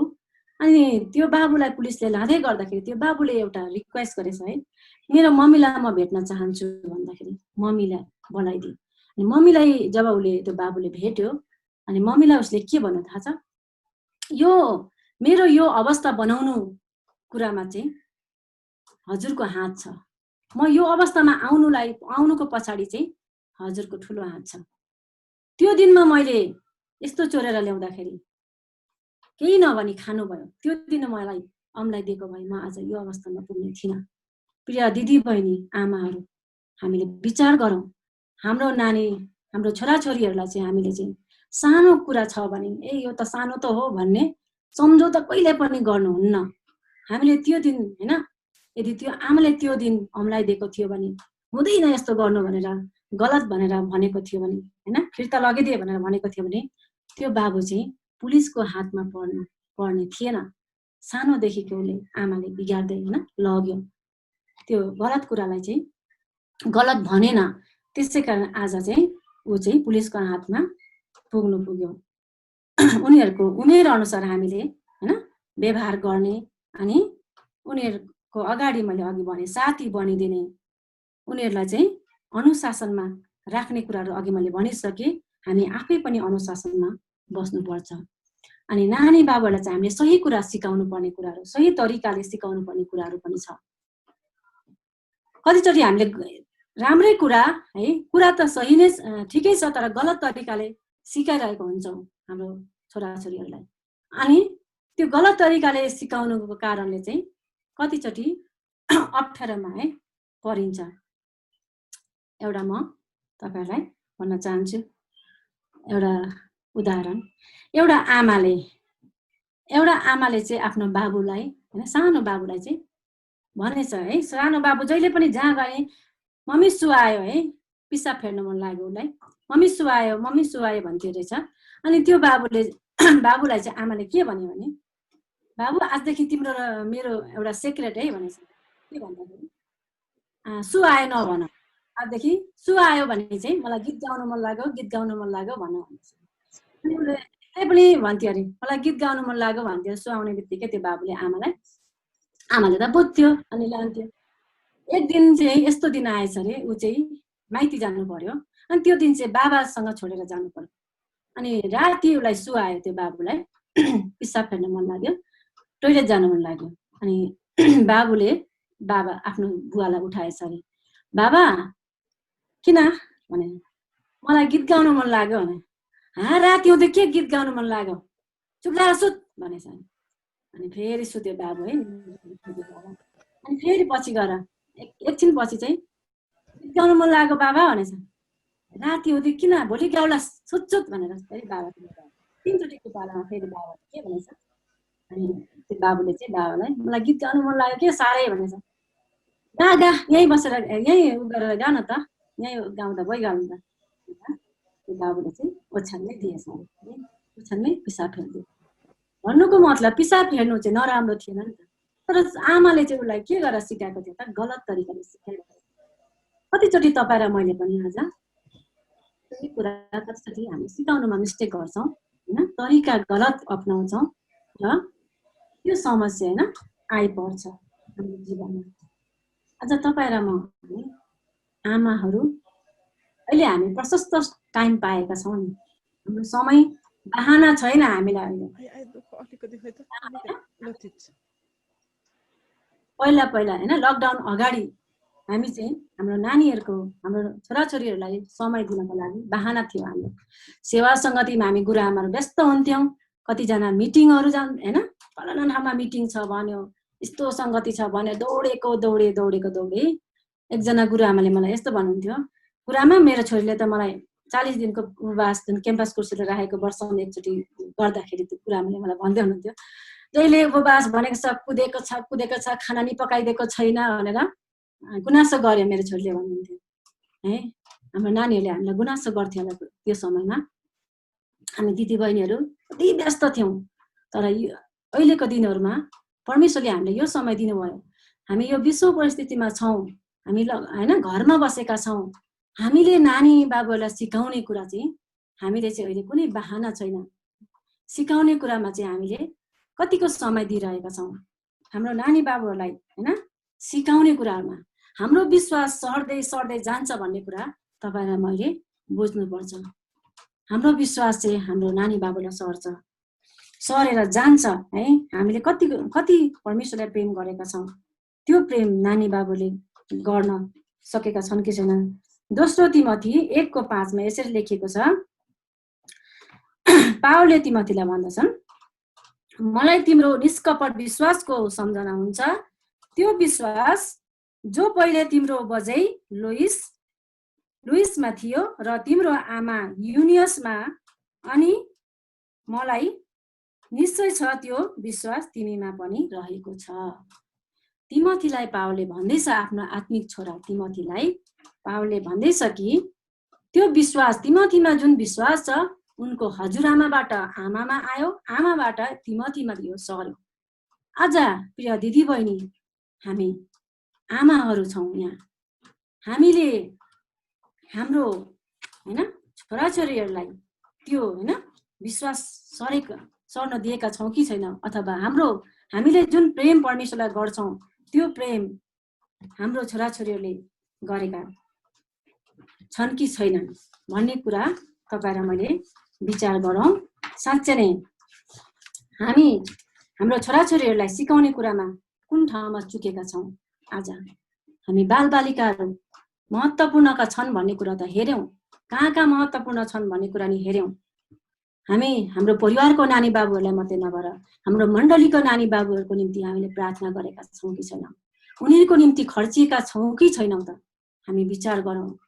हामीले कतिको महत्त्वपूर्ण ठानेका छौँ त हाम्रो नानी बाबुहरूलाई, हाम्रो मण्डलीका छोराछोरीहरूलाई र हामी आफ्नै छोराछोरीहरूलाई कतिको महत्त्व दिएका छौँ हामी विचार गरौँ। भनिन्छ हैन, धान रोप्यो भने हामी चाहिँ 1 वर्ष लाग्छ, रुख रोप्यो भने त्यसलाई कुर्नको लागि 10 वर्ष लाग्छ। तर बालबालिकाहरूमा हामीले हैन लगानी गर्यौँ भने चाहिँ जिन्दगी भरको लागि हुन्छ। त्यसकारण हाम्रो लगानी चाहिँ हाम्रो छोराछोरीहरू हो। हामी धन सम्पत्ति कमाउन नसकौँला, धन सम्पत्ति जोडिदिन नसकौँला उनीहरूको लागि, तर परमेश्वरलाई प्रेम गर्न सिकाएका छौँ भने, परमेश्वरको प्रेमको बारेमा हृदयमा मस्तिष्कमा हामीले हालिदिएका छौँ भने हाम्रो छोराछोरीले दुःख पाउँदैन। यदि परमेश्वरको प्रेम उसमा छ भने उसले चाहिँ जहिले पनि हैन परमेश्वरको प्रेमलाई महसुस गरेको छ भने, परमेश्वरको प्रेमबारे उसलाई थाहा छ भने, उसले परमेश्वरलाई प्रेम गर्न जानेको छ भने हाम्रो नानी बाबुहरू हाम्रो छोराछोरीहरू भोलि गएर उसँग केही नभए तापनि उसले भन्छ है, यहोशूले भने जस्तै म र मेरो घराना साँच्चै नै परमेश्वरकै सेवा गर्नेछौँ, तिमीहरू जेसुकै गर म र मेरो घराना चाहिँ परम प्रभुको सेवा गर्नेछौँ भनेर भन्न सक्छ। तपाईँ र म पनि भन्न सक्नु पर्यो। अनि हाम्रो छोराछोरीहरूलाई हामीले चाहिँ माथिका कुराहरू हेर्न लाउनु पर्यो, जुन तलको कुराहरू मात्रै नभएर उनीहरूलाई हामीले चाहिँ माथिका कुराहरूमा मन लाउन हैन परमेश्वरको राज्यको खोजी गर्नको लागि चाहिँ हामीले उनीहरूलाई सिकाउनु पर्यो।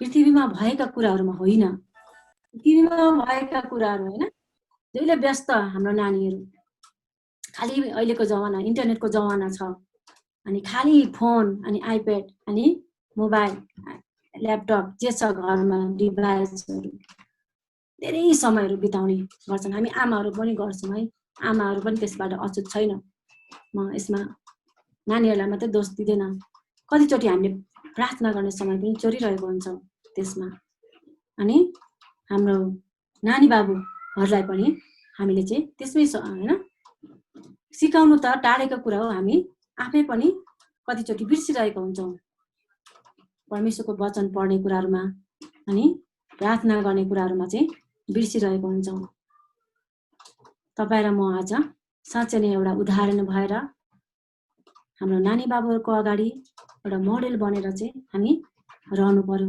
अनि हामीलाई फलो गरिरहेको हुन्छन् हाम्रो नानी बाबुहरूले र हाम्रो छोराछोरीहरूलाई चाहिँ हामीले उदाहरण भएर देखायौँ भने उनीहरूले चाहिँ आज नगर्ला भोलि नगर्ला एक दिन त अवश्य नै गर्छ सानो हुँदा नै हामीले सिकाउनु पर्ने कुराहरू ठुलो भएपछि उनले सिक्न सक्दैन ठुलो भएपछि जब हाम्रो नानीहरू कुबाटोमा हिँड्छ अनि हामी पुरपुरोमा हात राख्नु बाहेक केही पनि छैन प्रार्थना गर्नु त पर्छ तरै पनि हामीले सिकाउने कुरामा चाहिँ सानोदेखि सिकाएका छौँ भने उसले चाहिँ सिक्छ अनि परमेश्वरलाई प्रेम गर्न चाहिँ उसले जानेको हुन्छ अनि उसमा चाहिँ सङ्कष्ट आइपर्दा पनि उसले के गर्दैन परमेश्वरदेखि टाढा हुँदैन हुन्छ आज हामीले सिकेका छौँ है धेरै थियोलोजिन कुराहरू मैले ल्याइनँ व्यवहारिक कुराहरू नै ल्याएँ तपाईँहरूको अगाडि साँच्चै नै तपाईँहरूलाई परमेश्वरले आशिष दिनुभएको होस् यो वचनबाट हुन्छ म यही राख्नेछु यो वचनको समय सबैजनालाई जय मसीह धन्यवाद हुन्छ जयमसी गुरुआमा धेरै धेरै धन्यवाद तपाईँलाई हाम्रो बीचमा एकदमै असल वचन तपाईँले पस्किनु भएको छ है अहिलेको हाम्रो चुनौती भनेकै हामी पछिको सन्तति अर्थात् हामी पछि आउने जो पुस्ता छ उनीहरूलाई परमेश्वरमा डोराउनु नै एकदमै ठुलो चुनौती छ है अब झन् अहिले नयाँ टेक्नोलोजी भन्यो कहिले के भन्यो है सोसियल मिडिया भन्यो यी सबै कुराहरूबाट चाहिँ अहिलेको जो पेरेन्टिङ छ अङ्ग्रेजीमा यसलाई पेरेन्टिङ भनेर भन्छ त्यो चाहिँ एकदमै चुनौतीपूर्ण भएको छ है हामी मध्ये कतिजनाको छोराछोरीहरू हुर्किसक्यो होला कतिजनाको छोराछोरीहरू सानै होला या कतिजनाको छोराछोरीहरू टिनेजमा होला या कतिजनाको छोराछोरीहरू चाहिँ अब बिहा गर्ने उमेरका भयो होला कतिजना हाम्रो बिचमा बहिनीहरू हुनुहुन्छ जो चाहिँ आफ्नो भविष्यको बारेमा उहाँहरू सोच्दै हुनुहुन्छ अब चाहिँ अब विवाह गर्ने समय भएको छ विवाहको निम्ति प्रार्थना गर्दै हुनुहुन्छ र यो विषय भनेको चाहिँ हामीले यो सबै कुराहरू चाहिँ अहिले नै हाम्रो मनमा यदि राख्यौँ भने हामीलाई पछि आउँदो समयमा कसरी असल हजुरआमा बन्ने कसरी असल आमा बन्ने कसरी असल आन्टी बन्ने कति सन्डे स्कुलको टिचरहरू यहाँ हुनुहुन्छ कसरी असल सन्डे स्कुलको टिचर बन्ने यो सबै कुराहरू चाहिँ हाम्रो जीवनमा लागू हुने कुरा नै एकदम उपयोगी वचन नै बोलेर आज हाम्रो बिमला गुरुआमाले हाम्रो बिचमा बोल्नु भएको छ परमेश्वरले उहाँलाई धेरै मात्रामा आशिष दिउन् हुन त उहाँले हाम्रो थिमलाई पनि उहाँले पक्र्नु भएको छ है माथिका कुराहरूमा हामीले मन लगाउनु पर्छ यो हाम्रो जागृति दिदीबहिनी सङ्गतिको यो जो हाम्रो जो थिम छ दिदीबहिनी जागृति सङ्गतिको जो थिम छ माथिका कुराहरूमा हामीले आँखा लगाउनु पर्ने हामीले मात्रै होइन उहाँले हामीलाई अर्को एउटा पाटो पनि आज उहाँले लिएर आउनु भएको छ कि हामी साथसाथै हामीसँगै हुर्किएका त्यो हाम्रो सन्तानहरू भावी पुस्तालाई पनि माथिका कुराहरूमा आँखा लगाउनको निम्ति अहिलेदेखि नै सिकाउनु पर्छ भन्ने कुरा उहाँले भन्नुभएको छ परमेश्वरले आफ्नो छोरीलाई धेरै मात्रामा आशिष दिउन् हामी उहाँको निम्ति उहाँको सेवकाईको निम्ति उहाँको मण्डलीको निम्ति निरन्तर हामी प्रार्थनामा लागि नै रहनेछौँ परमेश्वरले उहाँहरू सबैजनालाई त्यो सम्पूर्ण मण्डलीलाई नै आशिष दिउन् अब हामी अझै मात्रामा कार्यक्रमलाई हामी अगाडि बढाउनेछौँ अब हाम्रो बिचमा एउटा कविता लिएर आउँदै हुनुहुन्छ मेरो मण्डलीको बहिनी जोय मण्डलीको बहिनी सजना लामाज्यूले एउटा कविता लिएर आउनु भएको छ म यो समय उहाँलाई दिन चाहन्छु अनम्युट गरेर उहाँले आजको कविता वाचन गर्न सक्नुहुनेछ हुन्छ यहाँहरू सबैजनालाई यीशु ख्रीष्टको नाममा जय मसीह अनि परमेश्वरलाई धेरै धेरै धन्यवाद भएको होस् आज साँच्चीकै तपाईँ र मलाई चाहिँ सुन्दर दिन दिनुभयो परमेश्वरले। अनि यो लकडाउनको बिचमा पनि तपाईँ र मलाई फेरि पनि यसो गरेर भेटघाट गरेर परमेश्वरको महिमा गर्नको निम्ति हामीलाई जुम एप जुन हामीले प्राप्त गर्न सकेका छौँ। हामी साँच्चीकै हाम्रो परमेश्वरलाई धन्यवाद दिनुपर्छ। तसर्थ फेरि पनि म हाम्रो स्थानीय मण्डलीको पास्टर अञ्जलीलाई पनि म धन्यवाद दिन चाहन्छु, किनकि मलाई यो समय दिनुभएको निम्ति। हुन्छ, म आफ्नो कवितालाई वाचन गर्नेछु र मेरो कविताको माथिको 2 लाइन चाहिँ त्यो चाहिँ गवाहीको रूपमा छ भने त्यहाँदेखि तल चाहिँ केही कवितालाई नै तपाईँले लिइदिनु होला। 9 वर्ष पहिलाको सुसमाचार पछि प्रभुमा ग्रहण गरेको थिएँ। 9 वर्ष पहिलाको सुसमाचार पछि प्रभुमा ग्रहण गरेको थिएँ। त्यसपछि फेरि केही वर्ष अझै संसारमा रमाएथे। त्यसपछि फेरि केही वर्ष अझै संसारमा रमाएथे। हे प्रभु, अब तपाईँ नै मेरो जीवनको बाटो हो। संसारको थोग त्याग्नलाई अब वचनको चाह हो। विश्वासकी आमा भनेर सधैँ सारालाई भन्दछ। विश्वासकी आमा भनेर सधैँ सारालाई भन्दछ। कहिलेकाहीँ मेरो विश्वास घट्दा उहाँलाई सम्झन्छु। कहिलेकाहीँ मेरो विश्वास घट्दा उहाँलाई सम्झन्छु। हे प्रभु, अब तपाईँ नै मेरो मुक्तिको बाटो हो। पापबाट उद्धार गर्नलाई तपाईँ संसारमा आउनुभयो। प्रेमको निष्कोट भनेर यहाँ रुथलाई चिनिन्छ। प्रेमको निष्कोट भनेर यहाँ रुथलाई चिनिन्छ। खै कहिलेकाहीँ ममा प्रेम सेलाउँदा उहाँलाई सम्झन्छु। खै कहिलेकाहीँ ममा प्रेम सेलाउँदा उहाँलाई सम्झन्छु। हे प्रभु, अब तपाईँ नै मेरो जीवनको ज्योति हो। सेलाउँदा प्रेममा डोर्याउनुहोस् मलाई वचनको चाह हो। प्रार्थनामा कष्ट प्रार्थनामा आनन्द हन्नालाई भनिन्छ। प्रार्थनामा कष्ट प्रार्थनामा आनन्द हन्नालाई भनिन्छ। प्रार्थनाको सुनाइ हुन्छ भन्ने हन्नालाई थाहा गर्छु। प्रार्थनाको सुनाइ हुन्छ भन्ने हन्नालाई थाहा गर्छु। हे प्रभु, अब तपाईँ नै मेरो जीवनको यात्रा हो। बिर्सदा प्रार्थना समझ दिनुहोस् म कमजोर हुँदाको। एस्तरको प्रार्थनाले यहुदी जाति प्रभुमा बाँचेथे। एस्तरको प्रार्थनाले यहुदी जाति प्रभुमा बाँचेथे। त्यो शक्ति प्रभु मलाई दिनुहोस् अझै छ बचाउन। त्यो शक्ति प्रभु मलाई दिनुहोस् अझै छ बचाउन। हे प्रभु, अब स्वर्गको हकदार मलाई बन्नु छ। संसारका बाँकीहरूलाई नि सँगै लानु छ। प्रभुलाई सेवा गरेकी स्त्री मरियमलाई भनिन्छ। प्रभुलाई सेवा गरेकी स्त्री मरियमलाई भनिन्छ। मलाई अब त्यो बाटो हिँड्न केले पो छेकिन्छ। मलाई अब त्यो बाटो हिँड्न केले पो छेकिन्छ। हे प्रभु, अब तपाईँको बाहुली प्यारो छ सदालाई। स्वर्गीय आनन्द दिनुहुने तपाईँ प्रणाम छ हजुरलाई। सेवा र सत्कार गर्दैमा मार्था भुलेछ प्रभुलाई। सेवा र सत्कार गर्दैमा मार्था भुलेछ प्रभुलाई। व्यर्थको कामले व्याकुल हुँदा प्रार्थना देऊ प्रभुलाई।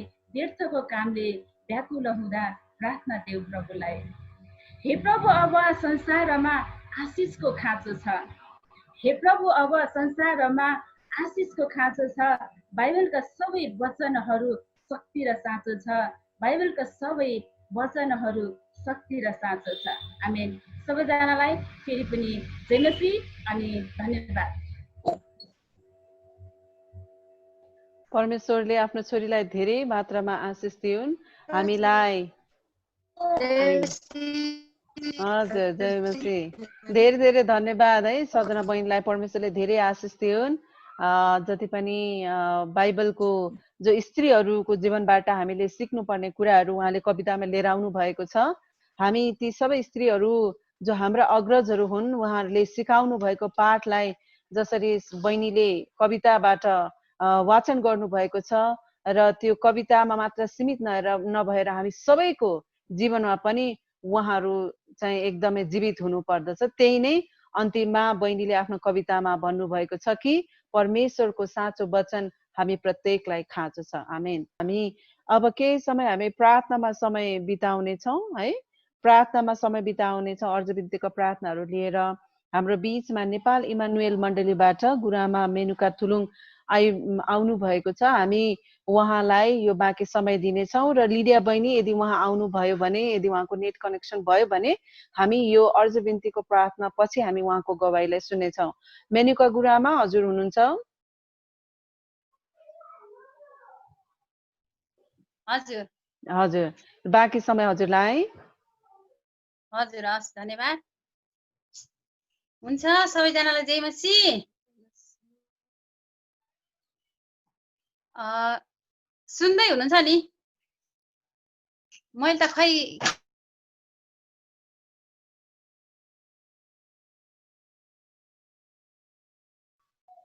हामी सुनिरहेका छौँ गुरुआमा। हजुर हजुर, हस्, धन्यवाद। हुन्छ, यो समय मलाई दिनुभएको लागि अञ्जली गुरुआमालाई पनि एकदमै धेरै धन्यवाद। अनि सम्पूर्ण उपस्थित दिदीबहिनीहरूलाई पनि एकदमै धेरै धन्यवाद। आज लामो समयपछि हामी यसरी भेटघाट भएर हामीले सेवा सङ्गति गर्ने यो मौका अनि अवसरहरू पायौँ। प्रभुलाई सबैभन्दा पहिला प्रभुलाई एकदमै धेरै धन्यवाद भएको होस्। हाम्रो दिदीबहिनीहरू यसरी नै उत्साहित भइरहन सकौँ।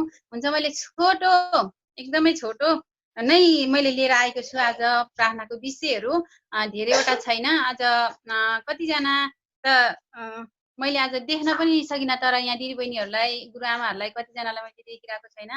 ठिकै छ, फेरि हामी भेटघाट गर्नेछौँ।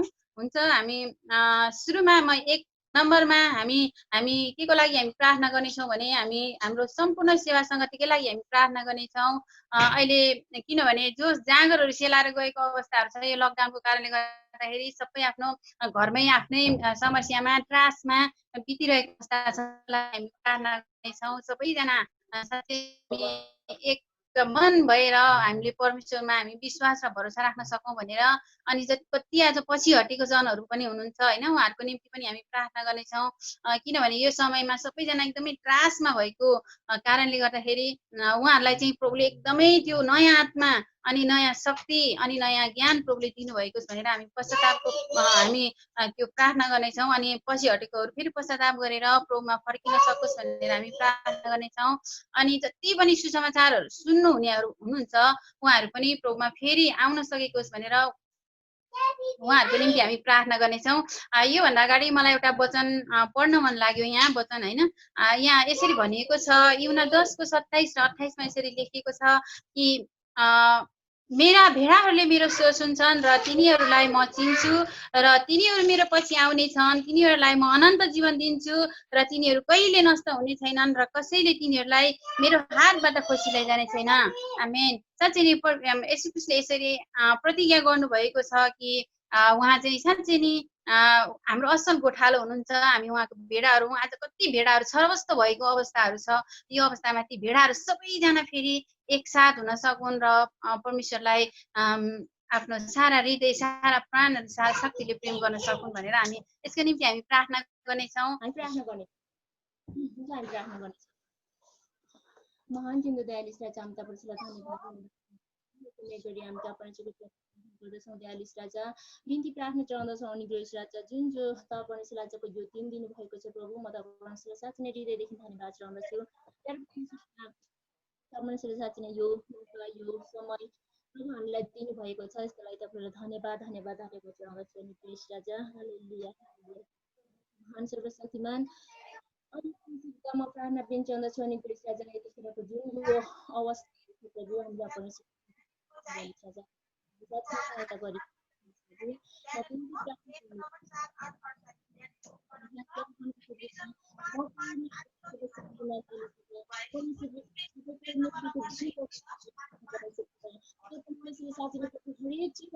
हाम्रो बीचमा गरिरहनु भएको छ परमेश्वर पिता।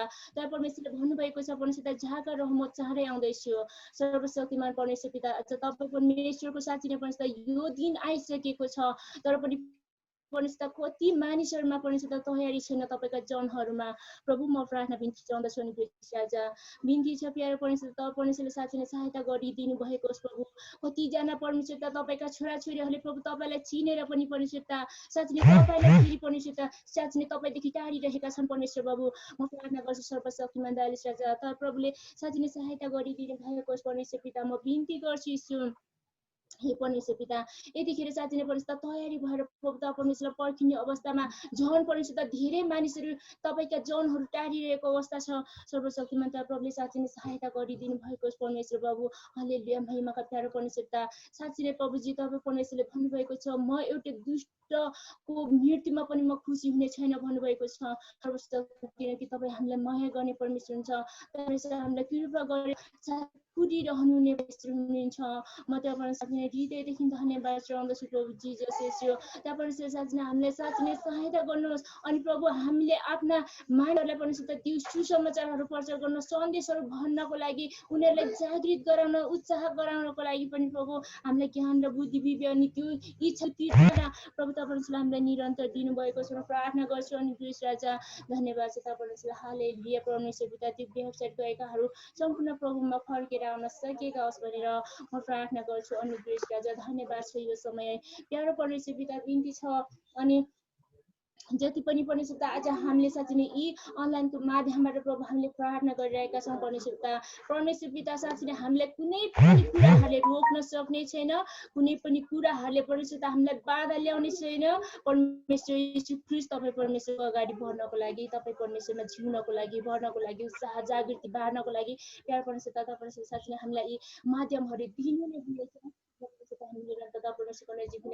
परमेश्वर पिता तपाईँले हामीले गरेको यी प्रार्थनाहरू बिन्तीहरू परमेश्वर साँच्चै नै सुनिदिनु भएको छ प्रभु। हाम्रो हरेक अवस्थाहरूमा प्रभु परमेश्वरले साँच्चै नै सहायता गर्नुहोस् कि हामी जागृत भएर निरन्तर प्रभु अगाडि बढ्न सकेका हौँ भनेर म प्रार्थना पनि चाहन्छु। अनि प्रिय राजा हाम्रो देशको अवस्थालाई पनि म त प्रभुको हातमा आउँछु जिजस परमेश्वरले साँच्चै नै सहायता गर्नुहोस् परमेश्वर त यी सम्पूर्ण यो अवस्थाहरूमा आजको अवस्थाहरूमा आजको दिनहरूमा परमेश्वर पिता म तपाईँलाई धन्यवाद चाहन्छु। हामी सम्पूर्ण विश्वासीहरूलाई जागृतिको जीवनमा निरन्तर डोराउनु भएको होस् भनेर प्रार्थना पनि चाहन्छु। सर्वशक्तिमान दयालु राजा धन्यवाद चढाउँदै बाँकी रहेको समयलाई चुक हातमा आउँदै प्रार्थना माग्दछु। धन्यवाद चढाउँछु श्री प्रभुको नाममा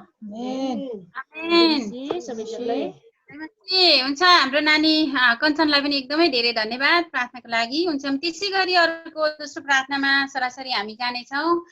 विशेष गरी हामी हाम्रो देशको लागि हामी प्रार्थना गर्नेछौँ। अहिले देश पनि एकदमै राजनीतिक अराजकताहरू फैलिरहेको खिचातानी छ, एकदमै अवस्थाहरू अस्तव्यस्त भएको अवस्थाहरू छ होइन। अनि भ्रष्टाचार छ। अनि हामी देशको निम्ति हामी प्रार्थना गर्नेछौँ। देशमा चाहिँ शान्ति सुरक्षा कायम रहन सकोस्, दिगो विकास हुन सकोस् होइन। अनि देशमा रहेका उच्च पदमा रहेका अगुवाहरूको यो देश चलाउने नेताहरूको निम्ति हामी प्रार्थना गर्नेछौँ कि उनीहरूलाई चाहिँ प्रभुले एकदमै सही मार्ग निर्देशन दिनुभएको होस् भनेर हामी हाम्रो देशको निम्ति हामी विशेष गरी हामी जुन देशमा रहन्छौँ त्यो देशको निम्ति हामी लगातार हामी प्रार्थना गर्नुपर्ने हामीलाई प्रार्थना गर्नुपर्ने जिम्मेवारी हाम्रो हो। त्यस कारणले हामी देशको निम्ति हामी प्रार्थना गर्नेछौँ।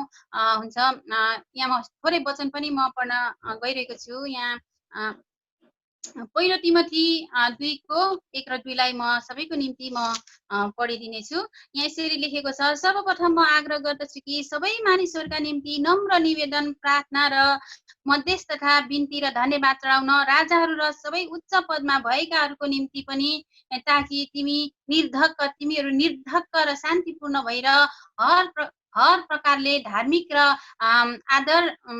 आदरणीय जीवन बिताउन सकौँ भनेर यसरी वचनले भन्दछ। साँच्चै नै हामीले उच्च पदमा रहेकाहरूको निम्ति हामीले प्रार्थना गर्नु एकदमै आवश्यक छ। हामी हाम्रो देशको निम्ति हामी प्रार्थना गर्नेछौँ।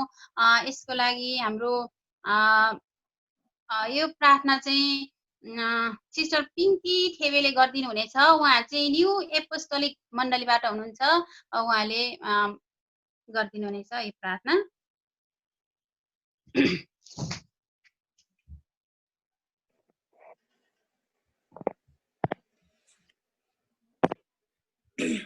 हुन्छ सबैलाई जय मसीह। हामी प्रार्थना गर्नेछौँ। सर्वशक्तिमान परमप्रभु परमेश्वर पिता, अनि यस समय हामी तपाईँको चरणमा आउँदछौँ। साँच्चै नै प्रभुजी अनि आजको यो सुन्दर दिनको लागि अनि यसरी प्रभु नि हामी एकअर्कामा अनि हामी प्रभु नि हामी शरीरमा भेट हुन नसके तापनि प्रभु नि हामी यसरी जुम मार्फत अनि हामी भेला भएर अनि आजको दिनमा अनि हामीले यसरी सङ्गति गर्न सक्यौँ। अनि म तपाईँलाई धन्यवाद चढाउँदछु। अनि विशेष गरिकन प्रभुजी अनि म प्रार्थना गर्दछु यो समय अनि हाम्रो राष्ट्रको लागि। साँच्चै नै परमेश्वर पिता अनि यो राष्ट्र तपाईँको हातमा प्रभु म सुम्पर्दछु। परमेश्वर पिता यस राष्ट्रलाई अनि चलाउने ती मानिसहरूको साथमा प्रभु तपाईँ परमेश्वर रहनुहोस् अनि तपाईँको ज्ञान तपाईँको बुद्धि र अनि तपाईँको विवेकले प्रभु अनि भर्नुहोस् परमेश्वर पिता अनि प्रत्येकमा परमेश्वर पिता अनि हातेमालो गर्दै अनि राज्य निर्माण गर्नको निम्ति प्रभु तपाईँले सहायता र अनि मद्दत गर्नुहोस् प्रत्येकमा तपाईँको बुद्धि र तपाईँको ज्ञानले प्रभु अनि भर्नुहोस् असल कुराहरू गर्न असल निर्णय कुराहरू गर्नको निम्ति अनि तपाईँ परमेश्वरको अनुग्रहले प्रभु अनि भर्नुहोस् यो देशमा प्रभु तपाईँको धार्मिकता आउनु पर्दछ यो देशमा तपाईँको साँचो शान्ति प्रभु नि छाउनु पर्दछ प्रभु नि अहिलेको परिस्थितिहरूमा साँच्चै नै प्रभु नि आज राष्ट्र चाहिँ उथल पुथल भएको अवस्थाहरू छ अरू परिस्थितिहरूमा चारैतिर हामीले देख्दै गर्दाखेरि समस्याहरू छ तर त्यसको बावजुद पनि प्रभु यो समस्याहरू माथि प्रभु नि हामीलाई विजय दिने चाहिँ प्रभु तपाईँ नै हुनुहुन्छ अनि यो परिस्थितिहरूमा साँच्चै नै प्रभु नि हामीलाई स्थिर भएर रहनको निम्ति प्रभु तपाईँले सहायता गर्नुहोस् र आज कसरी प्रभु देशलाई हाँक्नुपर्ने आज मानिसहरूलाई कसरी चलाउनु पर्ने भन्ने कुराहरू प्रभु आफ्नो छोराछोरीको साथमा तपाईँ परमेश्वर रहनुहोस् र देश परिरहेका पास्टर अगुवाहरू प्रभु तपाईँको हातमा म राख्दछु परमेश्वर पिता साँच्चै नै उहाँहरूको जीवनमा प्रभु तपाईँ परमेश्वर रहनुहोस् तपाईँको ईश्वरीय ज्ञान र तपाईँको बुद्धिले प्रभु नि भर्नुहोस् आफ्नो मण्डलीहरूलाई सञ्चालन गर्न अरू कुराहरूमा गर्नको निम्ति प्रभु तपाईँ परमेश्वरको अनुग्रहलाई प्रभु म बोल्दछु परमेश्वर पिता प्रत्येकको जीवनमा प्रभु तपाईँ परमेश्वरले नयाँ कामहरू प्रभु गर्नुहोस् आज यो परिस्थितिहरूमा प्रभु साँच्चै नै अनि परिस्थितिहरू कठिन छ तर पनि परमेश्वर पिता नि तपाईँमा स्थिर भएर रहनलाई तपाईँले सहायता गर्नुहोस् तपाईँ कहाँको त्यो ज्योतिले प्रभु नि भर्नुहोस् तपाईँको त्यो आत्मिक कुराहरूले प्रभु नि भर्नुहोस् परमेश्वर पिता भनिकन प्रार्थना गर्दछु परमेश्वर पिता अनि यो परिस्थितिहरूमा साँच्चै नै परमेश्वर पिता आज हामीले तपाईँ येशूमा भरोसा गर्नु बाहेक अरू कुनै पनि आज कुराहरू छैन परमेश्वर पिता अनि यो दिनहरू चाहिँ साँच्चै नै प्रभु तपाईँमा विश्वास र तपाईँमा भरोसा गर्दै प्रभु नि तपाईँमा अनि जिउनु पर्दछ परमेश्वर पिता साँच्चै नै प्रभु यो सुन्दर दिन समयहरूको लागि येशू म तपाईँलाई धन्यवाद चढाउँदछु प्रभु आज हामी यसरी हामी भेला हुन अनि सक्यौँ र अनि म तपाईँलाई धन्यवाद चढाउँदछु र हामीले जति पनि प्रार्थनाको विषयहरू प्रभु हामीले तपाईँमा अनि राखेका छौँ अनि हामीले जे मागेका छौँ सो पाएका छौँ भने हामी ख्रीष्ट येशूको नाउँमा हामी दाबी गर्दछौँ प्रभु धन्यवाद छ तपाईँको साँचो शान्ति तपाईँको आनन्द र तपाईँको धार्मिकताको लागि येशू म तपाईँलाई धन्यवाद चढाउँदै माग्छु आशीष ख्रीष्ट येशूको नाउँमा आमेन।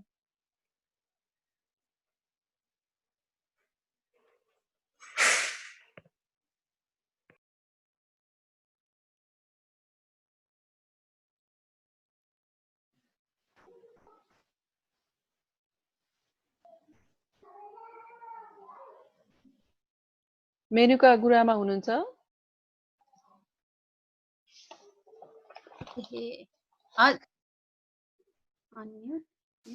हजुर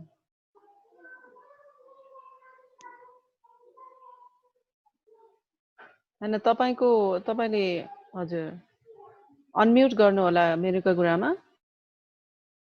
हजुर सुन्दै हुनुहुन्छ? हजुर अहिले सुन्यौं। ए हजुर हजुर हामी विशेष गरी अब अर्को प्रार्थनाको विषयमा जानेछौँ। यो अन्तिम प्रार्थनाको विषय हो। आज धेरै समय पनि गइसक्यो, त्यो भएको कारणले गर्दाखेरि आज यति नै राखौँ होला विषय।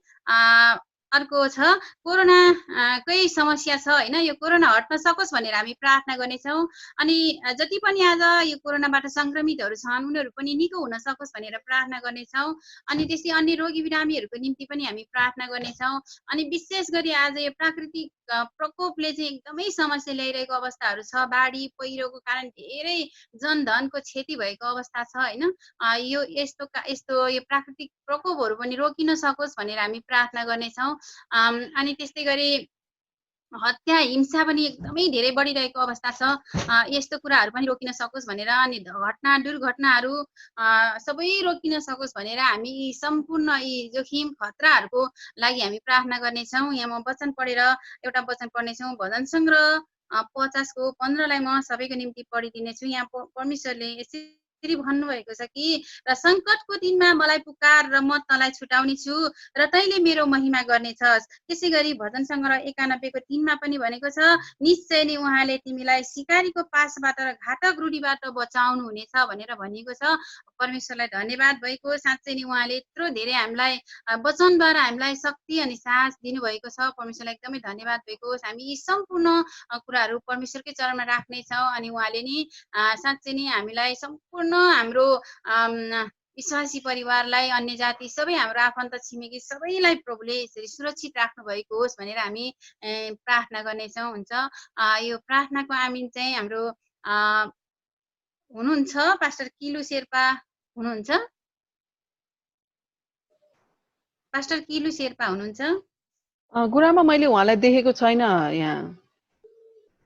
हजुर हजुर हुन्छ, त्यसो भएदेखि अनन्त आशा मण्डलीको गुरुआमा हुनुहुन्छ? हजुर सबिना गुरुआमा हुनुहुन्छ।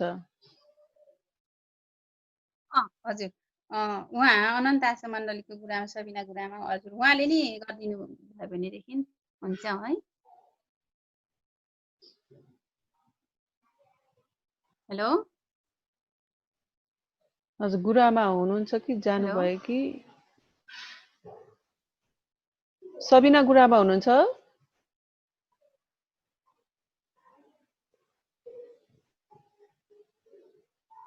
उहाँको नेट ठिकै गयो। छ।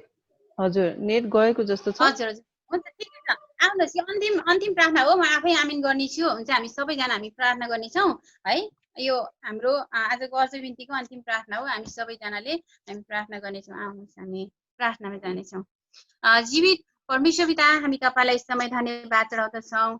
साँच्चै नै तपाईँ भन्नुहुन्छ भजन सङ्ग्रह 50:15 यी सङ्कटको दिनमा मलाई पुकार र म तँलाई छुटाउने छु र तैँले मेरो महिमा गर्नेछस् भनिकन तपाईँ प्रतिज्ञा गर्नुहुन्छ। प्रभु तपाईँ भन्नुहुन्छ त्यसै गरी मत्ती 21:22 विश्वास गरेर प्रार्थनामा तिमीहरूले जे माग्छौ त्यो तिमीहरूले पाउनेछौ भनिकन हामीसँग प्रतिज्ञा गर्नुभएको छ। पिता तपाईँलाई हामी धन्यवाद चढाउँदछौँ। आज जति पनि यी कोरोना भाइरसको संक्रमणहरू बढिरहेको अवस्था छ, प्रभु तपाईँको हातमा कुनै कुरा पनि असम्भव छैन। तपाईँ साँच्चै नै प्रभु हाम्रो हातमा त कति कुराहरू असम्भव छ, हामी त सोच्नै सक्दैनौँ प्रभु। तर तपाईँ महान परमेश्वर हुनुहुन्छ, तपाईँ सर्वशक्तिमान परमेश्वर, तपाईँ सर्वोच्चका परमेश्वर हुनुहुन्छ।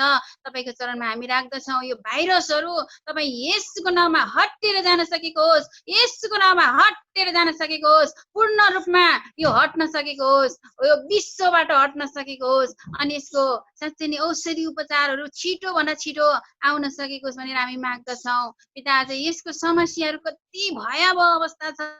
आज आफन्तलाई आफ्नोलाई भेट्न नपाउने, देख्न नपाउने अवस्थाहरू, भेटघाट गर्न नपाउने अवस्थाहरू छ। प्रभु तपाईँ जान्नुहुन्छ यस्तो भयावह अवस्था छ। पिता तपाईँको चरणमा हामी राख्दछौँ। तपाईँ सर्वज्ञानी अनि सर्वव्यापी परमेश्वर हुनुहुन्छ।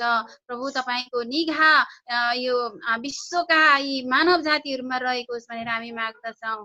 जति पनि आज सङ्क्रमित भएका छन् प्रभु, यी सङ्क्रमितहरूले पनि चङ्गाई पाउन सकेको होस् हामी बिन्ती अनि प्रार्थना गर्दछौँ। हामी त्यसै गरी हामी प्रार्थना गर्दछौँ पिता, आज जति पनि आज प्रभु यी प्राकृतिक प्रकोपहरू बढिरहेको अवस्थाहरू छ, घटना दुर्घटनाहरू भएको, आज पहिरोले कति मानिसहरू बगाइरहेको पुरिरहेको अवस्थाहरू छ, आज मान्छेले मान्छेलाई मारिरहेको अवस्था छ, यस्तो भयावह अवस्था प्रभु तपाईँको चरणमा हामी राख्दछौँ। यस्तो घटना दुर्घटनाहरू, यस्तो समस्याहरू हामीले सुन्न नपरोस् प्रभु, तपाईँको चरणमा हामी आउँदछौँ, तपाईँको चरणमा हामी राख्दछौँ। किनभने तपाईँको सृष्टि हो प्रभु, तपाईँले साँच्चै नै तपाईँले आफ्नो सुरक्षामा तपाईँले राख्नुहुनेछ हामी विश्वास गर्दछौँ। धन्यवाद चढाउँछु प्रभु, हाम्रो प्रार्थना तपाईँले सुन्नु भएको छ। अनि आज जति पनि आज यो भाइरसको त्रासले समस्या ल्याइरहेको अवस्थाहरू छ, आज कति मानिसहरूलाई यो भाइरसले नछोए पनि त्यत्तिकै मानसिक अवस्थामा, बिरामी अवस्थामा भएको कुराहरू पनि हामी सुन्दछौँ। प्रभु तपाईँको चरणमा हामी राख्दछौँ। तपाईँको निगाह, तपाईँको अनुग्रह, तपाईँको दया आज यो मानव जातिहरूमा रहेको होस् भनेर हामी बिन्ती अनि प्रार्थना गर्दछौँ। धन्यवाद चढाउँछु प्रभु, धन्यवाद। आज सम्पूर्ण हाम्रो दिदीबहिनी सङ्गतिलाई तपाईँको हातमा हामी राख्दछौँ प्रभु। यसरी तपाईँले हामीलाई भेला हुने मौका अवसरहरू जुटाउनु भयो, यो मन ज्ञान बुद्धि तपाईँ परमेश्वरले दिनुभयो। अनि हाम्रो माझमा आज साँच्चै नै हामीलाई एकदमै आवश्यक वचन पनि तपाईँले दिनुभयो प्रभु। तपाईँलाई धन्यवाद चढाउँदछौँ। यसै गरी हामी भेलाउन सकौँ, तपाईँको नाउँलाई उचाल्न सकौँ, तपाईँलाई महिमा दिन सकौँ, अनि तपाईँमा अझ हामी गइदिन सकौँ प्रभु। आज साँच्चै नै हामी यस संसारमा जति दिन रहन्छौँ त्यति समय तपाईँ परमेश्वरसँग हामी तपाईँको हात समातेर हामी हिँड्न सकौँ प्रभु। हामीलाई अगुवाई गर्नुहोस्, हामीलाई डोर्याउनुहोस्, सिकाउनुहोस्, किनभने तपाईँ हाम्रो अगुवा हुनुहुन्छ, तपाईँ हाम्रो पथ प्रदर्शक हुनुहुन्छ। धन्यवाद चढाउँछु प्रभु, सबै कुराको लागि धन्यवाद, महिमा, प्रशंसा, आदर, भक्ति तपाईँ परमेश्वरको नाममा चढाउँदै बाँकी समय जे जति छ सबै तपाईँ परमेश्वरको हातमा राख्दै माग्छु आशिष अनुग्रह मुक्तिदाता ख्रीष्ट येशूको उच्च अनि पवित्र नाममा, आमेन। हुन्छ, सबैजनालाई जय मसीह। हुन्छ, यति नै हो। अर्ज बिन्तीको प्रार्थनाहरू यहीँ सकिएको घोषणामा गर्दछु। जय मसीह। जय मसीह। धेरै धेरै धन्यवाद गुरुआमा, हजुरले हामीलाई अर्ज बिन्तीको प्रार्थनामा अगुवाई गर्नुभएको छ। अब हामी फेरि पनि गवाईलाई हामी कन्टिन्यू सुन्नेछौँ। हामीसँग अब धेरै प्रोग्रामहरू छैन। यो हाम्रो आजको निम्ति अन्तिम यो प्रोग्राम हुनेछ यो गवाई। फेरि पनि म समय लिडिया बहिनीलाई दिनेछु। उहाँले छोटकरीमा आफ्नो जीवन गवाईलाई भन्न सक्नुहुन्छ। अब यो समय लिडिया बहिनीलाई। फेरि पनि परमेश्वरलाई धन्यवाद भएको होस्। अघि भन्दै मेरो चाहिँ नेटको समस्या भयो। फेरि म यहाँ डाटाबाट यहाँ आएको छु। अब चाहिँ डाटा लिइसके पछाडि चाहिँ नेटले मलाई रोक्ने छैन है। मैले अघि कहाँ पुऱ्याउँदै थिएँ, अब फेरि मैले त्यो विषय जोड्न चाहेँ है। अब मसँग कति टाइम भने म केही समय मात्रै म भन्ने चाहिँ छोटकरीमा। र आज मैले विशेष गरेर मसँग धेरै गवाईहरू छ। मसँग मेरो जीवनमा धेरै आशिष पनि पाएको छ है। एकदमै प्रभुको जन्मदिनमा पनि म आफूलाई चाहिँ एकदमै म आशिषित व्यक्ति ठान्छु है। मलाई चाहिँ त्यति धेरै आफूलाई गर्व लाग्छ अनि म त्यति धेरै चाहिँ प्रभुप्रति चाहिँ धन्यवादी पनि छु। त्यस कारणले गर्दा म आज भन्दै थिएँ मैले प्रभुलाई पाउनुको कारण अनि प्रभुबाट के छुटकारा पाएँ भनेर मैले छोटकरीमा भनिसकेको थिएँ। र मैले विशेष गरेर चाहिँ आज ख्रिस्ट विरोधीहरू जो हुनुहुन्छ आज उहाँहरूलाई चाहिँ हामीले कसरी ल्याउन सकिन्छ अनि हामीले कति प्रार्थना गर्नुपर्छ उहाँहरूको निम्ति भनेर मैले विशेष आज फोकस गरिरहेको छु। विशेष गरेर चाहिँ म आफ्नै बाबा होइन मेरो घरको ससुरा बाबाको बारेमा मैले गवाई भनिरहेको छु।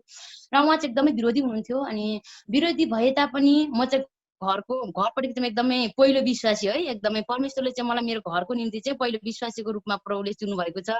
एकदमै धन्यवादी छु है। सङ्घर्ष त मेरो जीवनमा छ तर पनि प्रभुले चाहिँ पहिलो फलको रूपमा चुन्नु भएको कारणले म प्रभुले धेरै धन्यवादी छु। अनि जहिले पनि उहाँले चाहिँ धेरै विरोध गर्नुहुन्थ्यो तर पनि परमेश्वरको योजनालाई हामी बुझ्न सकिँदैन।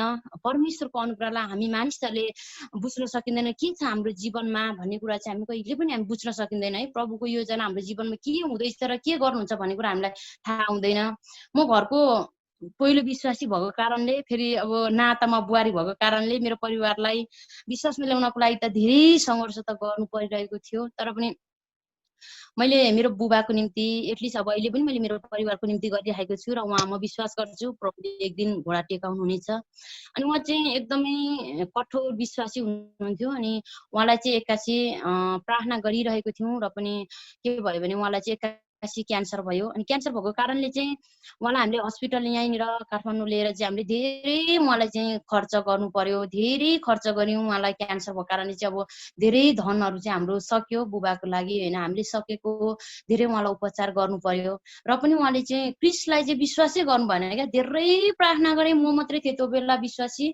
धेरै मैले रुई कराई गरेर प्रार्थना गरेँ। म धेरै यो बेला चाहिँ यो समयमा चाहिँ म धेरै बिचल्ने पनि भएँ कि आत्मिक रूपमा चाहिँ। किनभने मैले यति धेरै प्रभुलाई चाहिँ भरोसा विश्वास गरेर प्रार्थना गरेको थिएँ तर पनि किन आज मेरो यो सुनाइ हुँदैन भनेर चाहिँ एकदमै परमेश्वरसँग चाहिँ म एकदमै है त्यो बेला चाहिँ म धेरै विचल्ने भएर पनि मैले प्रार्थना गरेँ। तर प्रार्थना गरौँ भने मैले कहिले छोडिनँ है। म यति धेरै मेरो परिवार मेरो बुबाको निम्ति प्रार्थना गरेँ। अनि म साथै धेरै म बाइबलको खण्डहरूलाई चाहिँ म हेर्थेँ है। त्यो बेला पनि धेरै मलाई त्यो बेला चाहिँ धेरै सङ्कट भयो किनभने आर्थिक रूपमा पनि सङ्कट भयो। म आत्मिक रूपमा पनि म धेरै मलाई चाहिँ अब त्यति धेरै प्रार्थना गर्दा पनि सुन्नै नहुँदा चाहिँ मलाई तनाव पनि भयो र पनि म बाइबलको वचनहरूलाई चाहिँ म धेरै हेर्ने गर्थेँ त्यो बेला पनि। अनि मैले प्रस्थान 14 पदलाई चाहिँ मैले धेरै त्यो बेला पनि गरेँ किनभने प्रभु नै तिमीहरूको निम्ति लड्नु हुनेछ तर तिमीहरू चाहिँ केवल के बस्छ त स्थिर मात्रै बस्छ भन्नुभएको छ है। त्यहाँनिर हामी जुन मुसाले चाहिँ हामी आज ती लाल समुद्र तर्दाखेरिको सङ्घर्षलाई म त्यो कुराहरू हेर्थेँ। अनि म धेरै जसरी चाहिँ आज एस्तर रानीले चाहिँ आफ्नो जाति बचाउनको निम्ति आज एस्तर रानीलाई चाहिँ आज परमेश्वरले चुन्नु भयो है। उहाँको चाहिँ एकदमै जाति बचाउनको निम्ति उहाँको वंश बचाउनको निम्ति। अनि म त्यो कुरालाई पनि म फिल गर्थेँ किनभने प्रभुले आज मलाई रोज्नु भएको छ पहिलो फलको रूपमा। किन भन्दाखेरि मेरो जीवनद्वारा चाहिँ मैले केही गर्नुपर्ने छ भनेर चाहिँ आज म कति धेरै उपवास बसेर प्रार्थना गर्थेँ। मैले एस्तरको पुस्तकबाट कहिले बस्थेँ कहिले दानियलको पुस्तकबाट म यस्तो होइन धेरै कहिले चाहिँ म यशायाको पुस्तकबाट उपवास बस्थेँ कहिले म योएलको पुस्तकबाट चाहिँ म एकदमै प्रार्थना गर्थेँ है। उपवास बसेर म एक्लै थिएँ विश्वासमा त्यो बेला। मेरो श्रीमान पनि मैले विश्वास त गराएँ होइन। उहाँलाई अब तपाईँ मसँग जिउनुहुन्छ भने पक्का विश्वास गर्नुहोस् नभएदेखि चाहिँ म परमेश्वर छोड्न सक्दिनँ बरु तपाईँले नै म त्याग्छु भन्ने पनि भयो है। त्यो तरिकाले मेरो श्रीमानले विश्वास त गर्नुभयो तर उहाँ विश्वासमा चाहिँ अगाडि हुनुभएको थिएन। अनि त्यो भएर म एक्लै आत्मिक रूपमा धेरै मैले सङ्घर्ष गरेँ। अनि मेरो ससुराको अन्तिम अवस्था अवस्थामा भयो, अन्तिम अवस्था भयो। उहाँलाई केही गर्दा, कति प्रार्थना गर्दा पनि उहाँले विश्वास गर्न सक्नु भएन। अनि परमेश्वरमा चाहिँ अनि उहाँ इसाईतिर उता त्यो अरू त्यो धेरै एकदमै उहाँ चाहिँ माताहरू मान्नुहुने अनि धामीहरू मान्नुहुने। अनि एउटा अन्तिम अवस्थामा अनि जुन चाहिँ हस्पिटलले चाहिँ उहाँलाई तपाईँले घर लानुहोस्, तपाईँको बिरामीलाई भनिसकेको अवस्था थियो। त्यो अवस्थामा पनि उहाँले चाहिँ प्रभुलाई स्वीकार गर्नु भएन है। तर म निरन्तर प्रार्थना गरिरहन्थेँ। अनि मेरो परिवारहरूले, मेरो घरको भाइ बहिनीहरूले चाहिँ सबै उहाँलाई चाहिँ धामीकोमा लाने, झाँक्रीकोमा जाने, मन्दिरकोमा लाने गरिराख्नुभयो। र पनि मेरो एउटा विश्वास चाहिँ अन्तिम अवस्थासम्म पनि मैले टुटाएको थिइनँ है। म परमेश्वरप्रति मैले गरेको विश्वास चाहिँ म जतिसुकै विश्वासले हुँ, तर मैले कहिले पनि टुटाइन है। त्यो कारणले गर्दाखेरि मैले त्यो बेला पनि म पुस्तकहरू, बाइबलकै पुस्तकलाई चाहिँ म पढेर होइन, रोमी 12:12लाई म धेरै त्यो बेला पनि मैले गर्थेँ होइन। सङ्कटमा तिमीहरू चाहिँ धैर्य धारण गर र तिमीहरूको आशमा चाहिँ के त तिमीहरू चाहिँ एउटा के हो त, तिमीहरू चाहिँ आनन्दित हौ, निरन्तर प्रार्थना गर भन्ने मैले यो रोमी 12 पदलाई मैले एकदमै घोषणा गरेँ मेरो जीवनमा। मलाई धेरै बिचल्ने भएँ, किनभने मेरो म बुबालाई म अहिले पनि मलाई धेरै दुःख लाग्छ है। मेरो बुबा गुमाउँदाखेरि म त्यति धेरै उहाँले मलाई प्रेम गर्नुहुन्थ्यो। अनि म बुबालाई जसरी पनि बचाउन चाहन्थेँ, डक्टरले माया मारे पछाडि म प्रभुमा बचाउन चाहन्थेँ, तर उहाँले स्वीकार गर्नुभएको अवस्था भएन।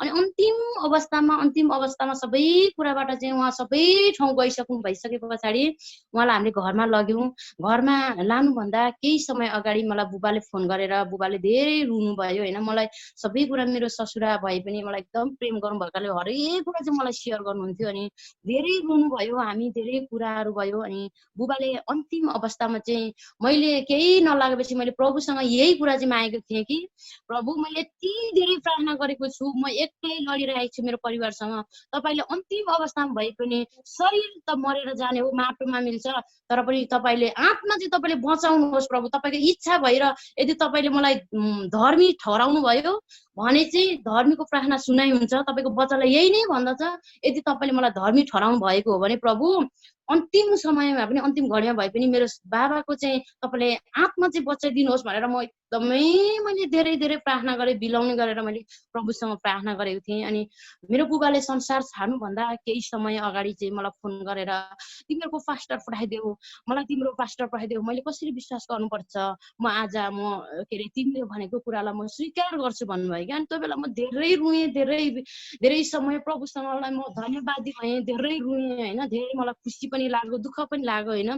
एउटा कुरा के भयो भने म प्रभुप्रति धन्यवादी कसरी भएँ भने मैले यति धेरै प्रार्थना गरेको चाहिँ प्रभुले सुन्नुभयो होइन। साँच्चै प्रभु चाहिँ महान हुनुहुन्छ, मेरो जीवनमा परमेश्वरको केही योजना छ भनेर म एकदमै परमेश्वरप्रति धन्यवादी भएर रुएँ।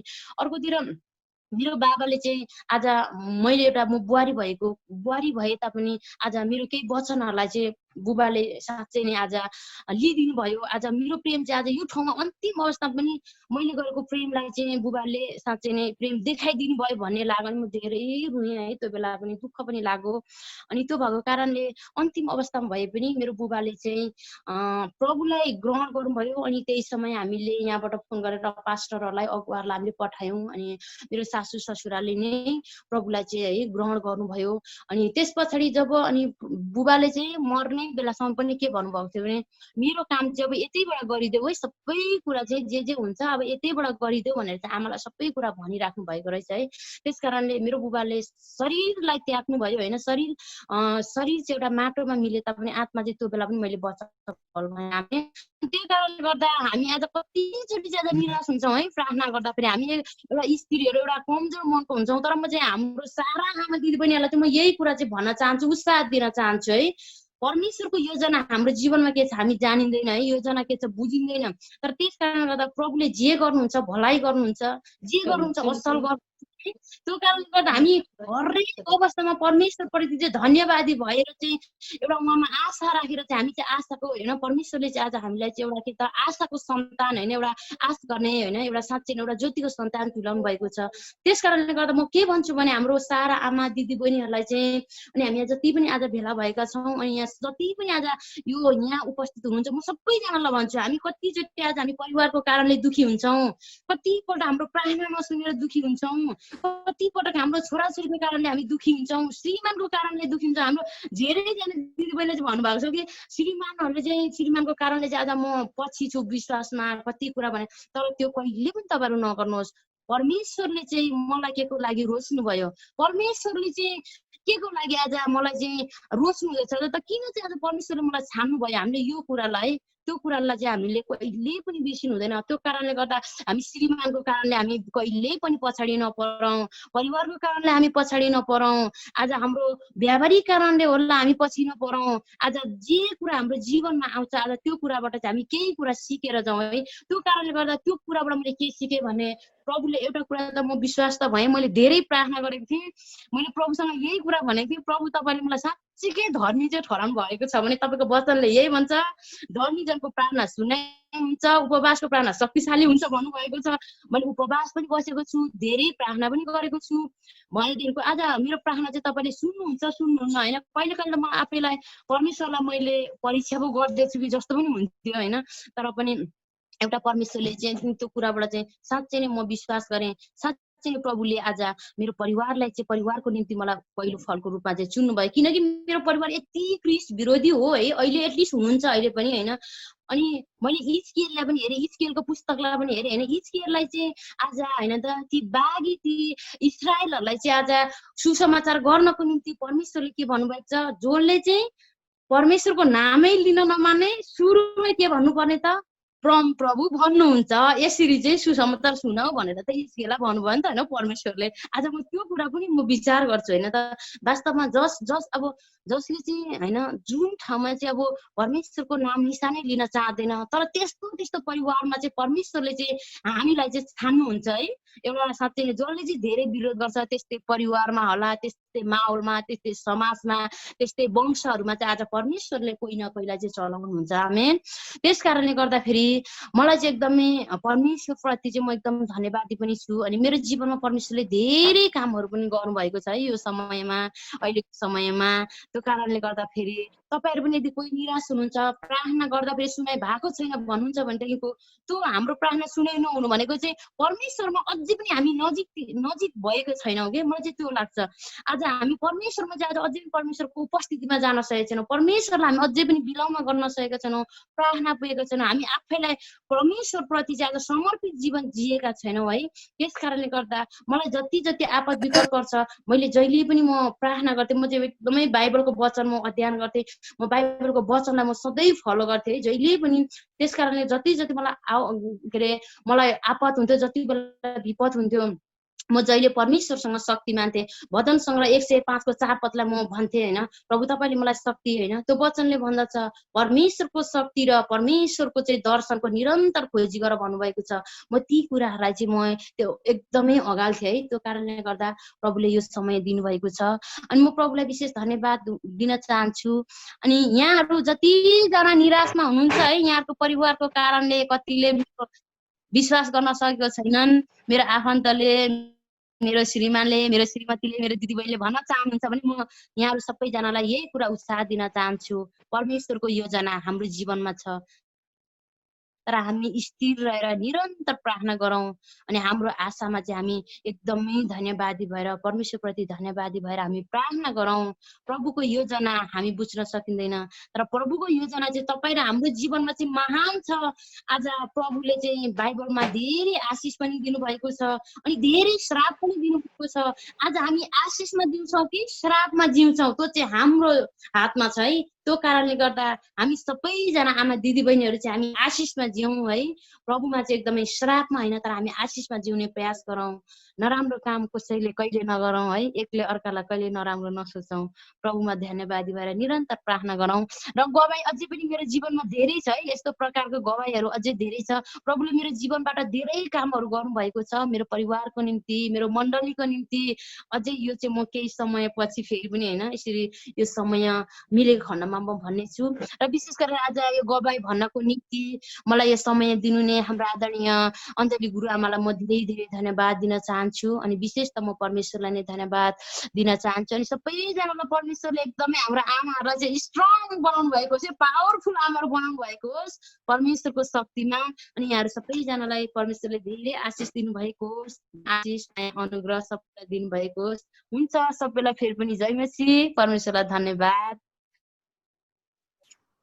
जय मसीह, जय मसीह। धेरै धेरै धन्यवाद।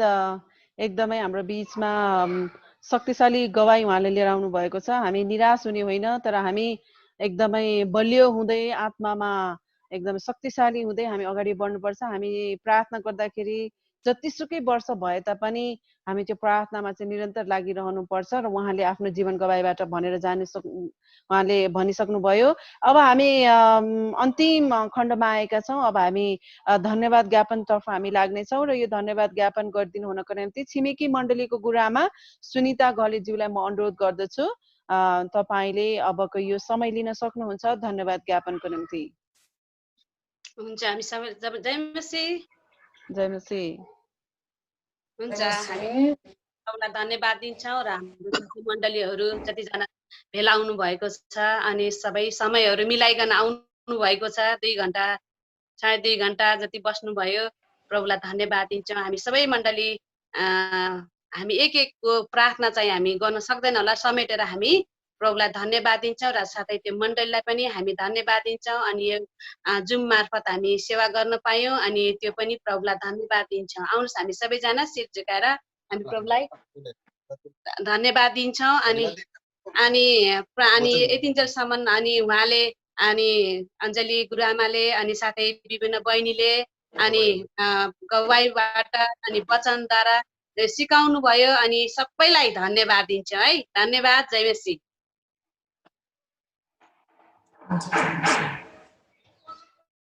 एकदम छोटकरीमा उहाँले हामीहरूको बिचमा धन्यवाद ज्ञापन गरिसकेको छ। अब सबैजनालाई मेरो हृदयदेखि पनि धन्यवाद दिन चाहन्छु। हाम्रो यो एकदमै छोटो सर्ट नोटिसमा तपाईँहरू सबैजना उपस्थित हुनुभएको छ। बिचमा पानी परेर चट्याङ पनि परिरहेको थियो है, म त झ्यालनिरै बसेको छु, चट्याङ पनि परिरहेको थियो।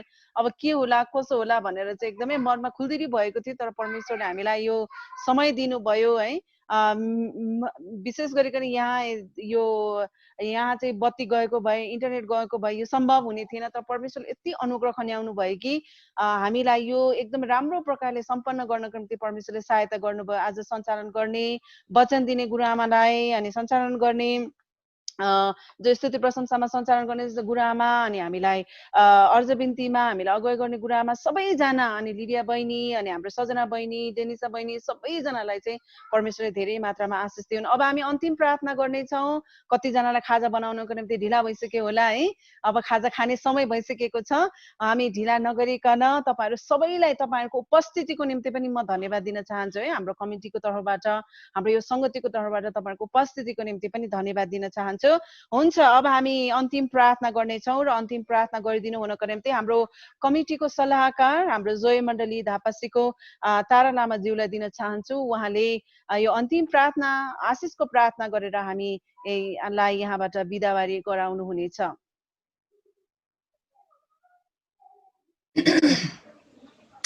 हुन्छ, यहाँ सबैलाई नै जय मसीह छ। बिमला बहिनी, गुरुआमा सबैलाई जय मसीह छ है। तपाईँहरू आउनुभयो अनि एकदमै सुनमा सुगन्ध एकदम राम्रो गरेर वचनहरू दिनुभयो। आफ्नो आफ्नो भाराहरू राम्रोसँग वहन गर्नुभएको लागि परमेश्वरले आशिष दिनुभएका होस्।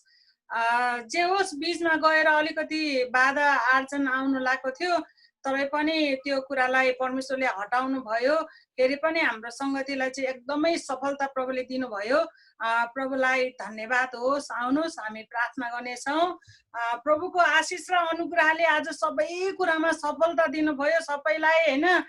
परमेश्वरले धेरै आशिष दिनुभयो अनि कमिटी टिमहरू सबैलाई नै परमेश्वरले सहायता दिनुभएका होस्। आउनुहोस् हामी प्रार्थना गर्नेछौँ, अन्तिमको प्रार्थना है। सर्वशक्तिमान दयालु परमेश्वर पिता, तपाईँ असल रहने भलाको प्रभु हुनुहुन्छ। तपाईँ आशिषमय प्रभु हुनुहुन्छ। आजको दिनमा साँच्चै टोखा जसरेर प्रभु साँच्चै जागृत सङ्गतिलाई परमेश्वरको आशिष र परमेश्वरको अनुग्रहले सञ्चालन गर्नुमा अनि प्रभु साँच्चै कमिटी टिम मेम्बरहरूलाई प्रभु तपाईँ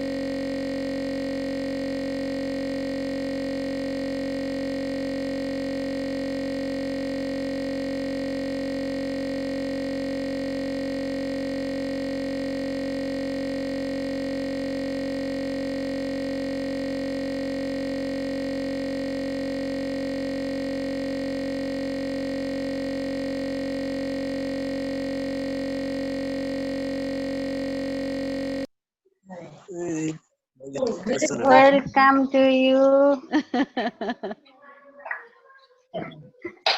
अमृता आज अमृता बहिनीको खाना बर्थडे बनाइरहेको परेको छ। Happy birthday Amrita. Birthday Amrita बहिनी। ह्यापी बर्थडे दाङमा रहेर र संगतिमा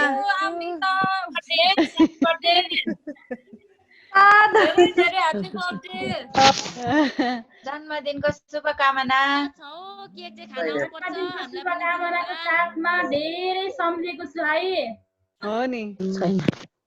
अब दाङबाट हामीलाई लाइभमा हेर्नुभयो, आफू पनि उपस्थित हुनुभयो अमृता बहिनी अनि लगायत अन्य जो दिदी बहिनीहरू त्यहाँ उपस्थित भएर हेर्नुभयो, सबैलाई धेरै धेरै धन्यवाद। परमेश्वरले धेरै आशिष दिउन्। हेर्न दिनु नानीलाई नि। ओ ल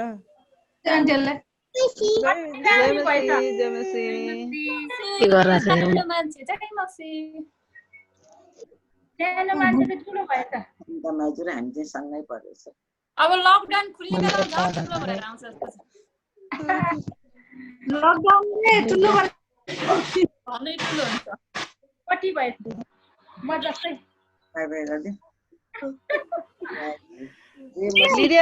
लिडिया बहिनीले एकदमै चुनौतीपूर्ण हामीलाई उत्साहपूर्ण गवाई दिनुभयो। धेरै धेरै धन्यवाद है।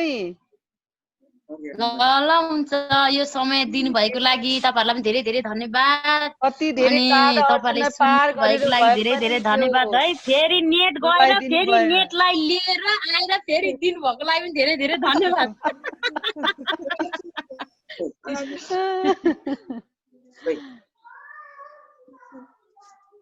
त्यहाँ गएर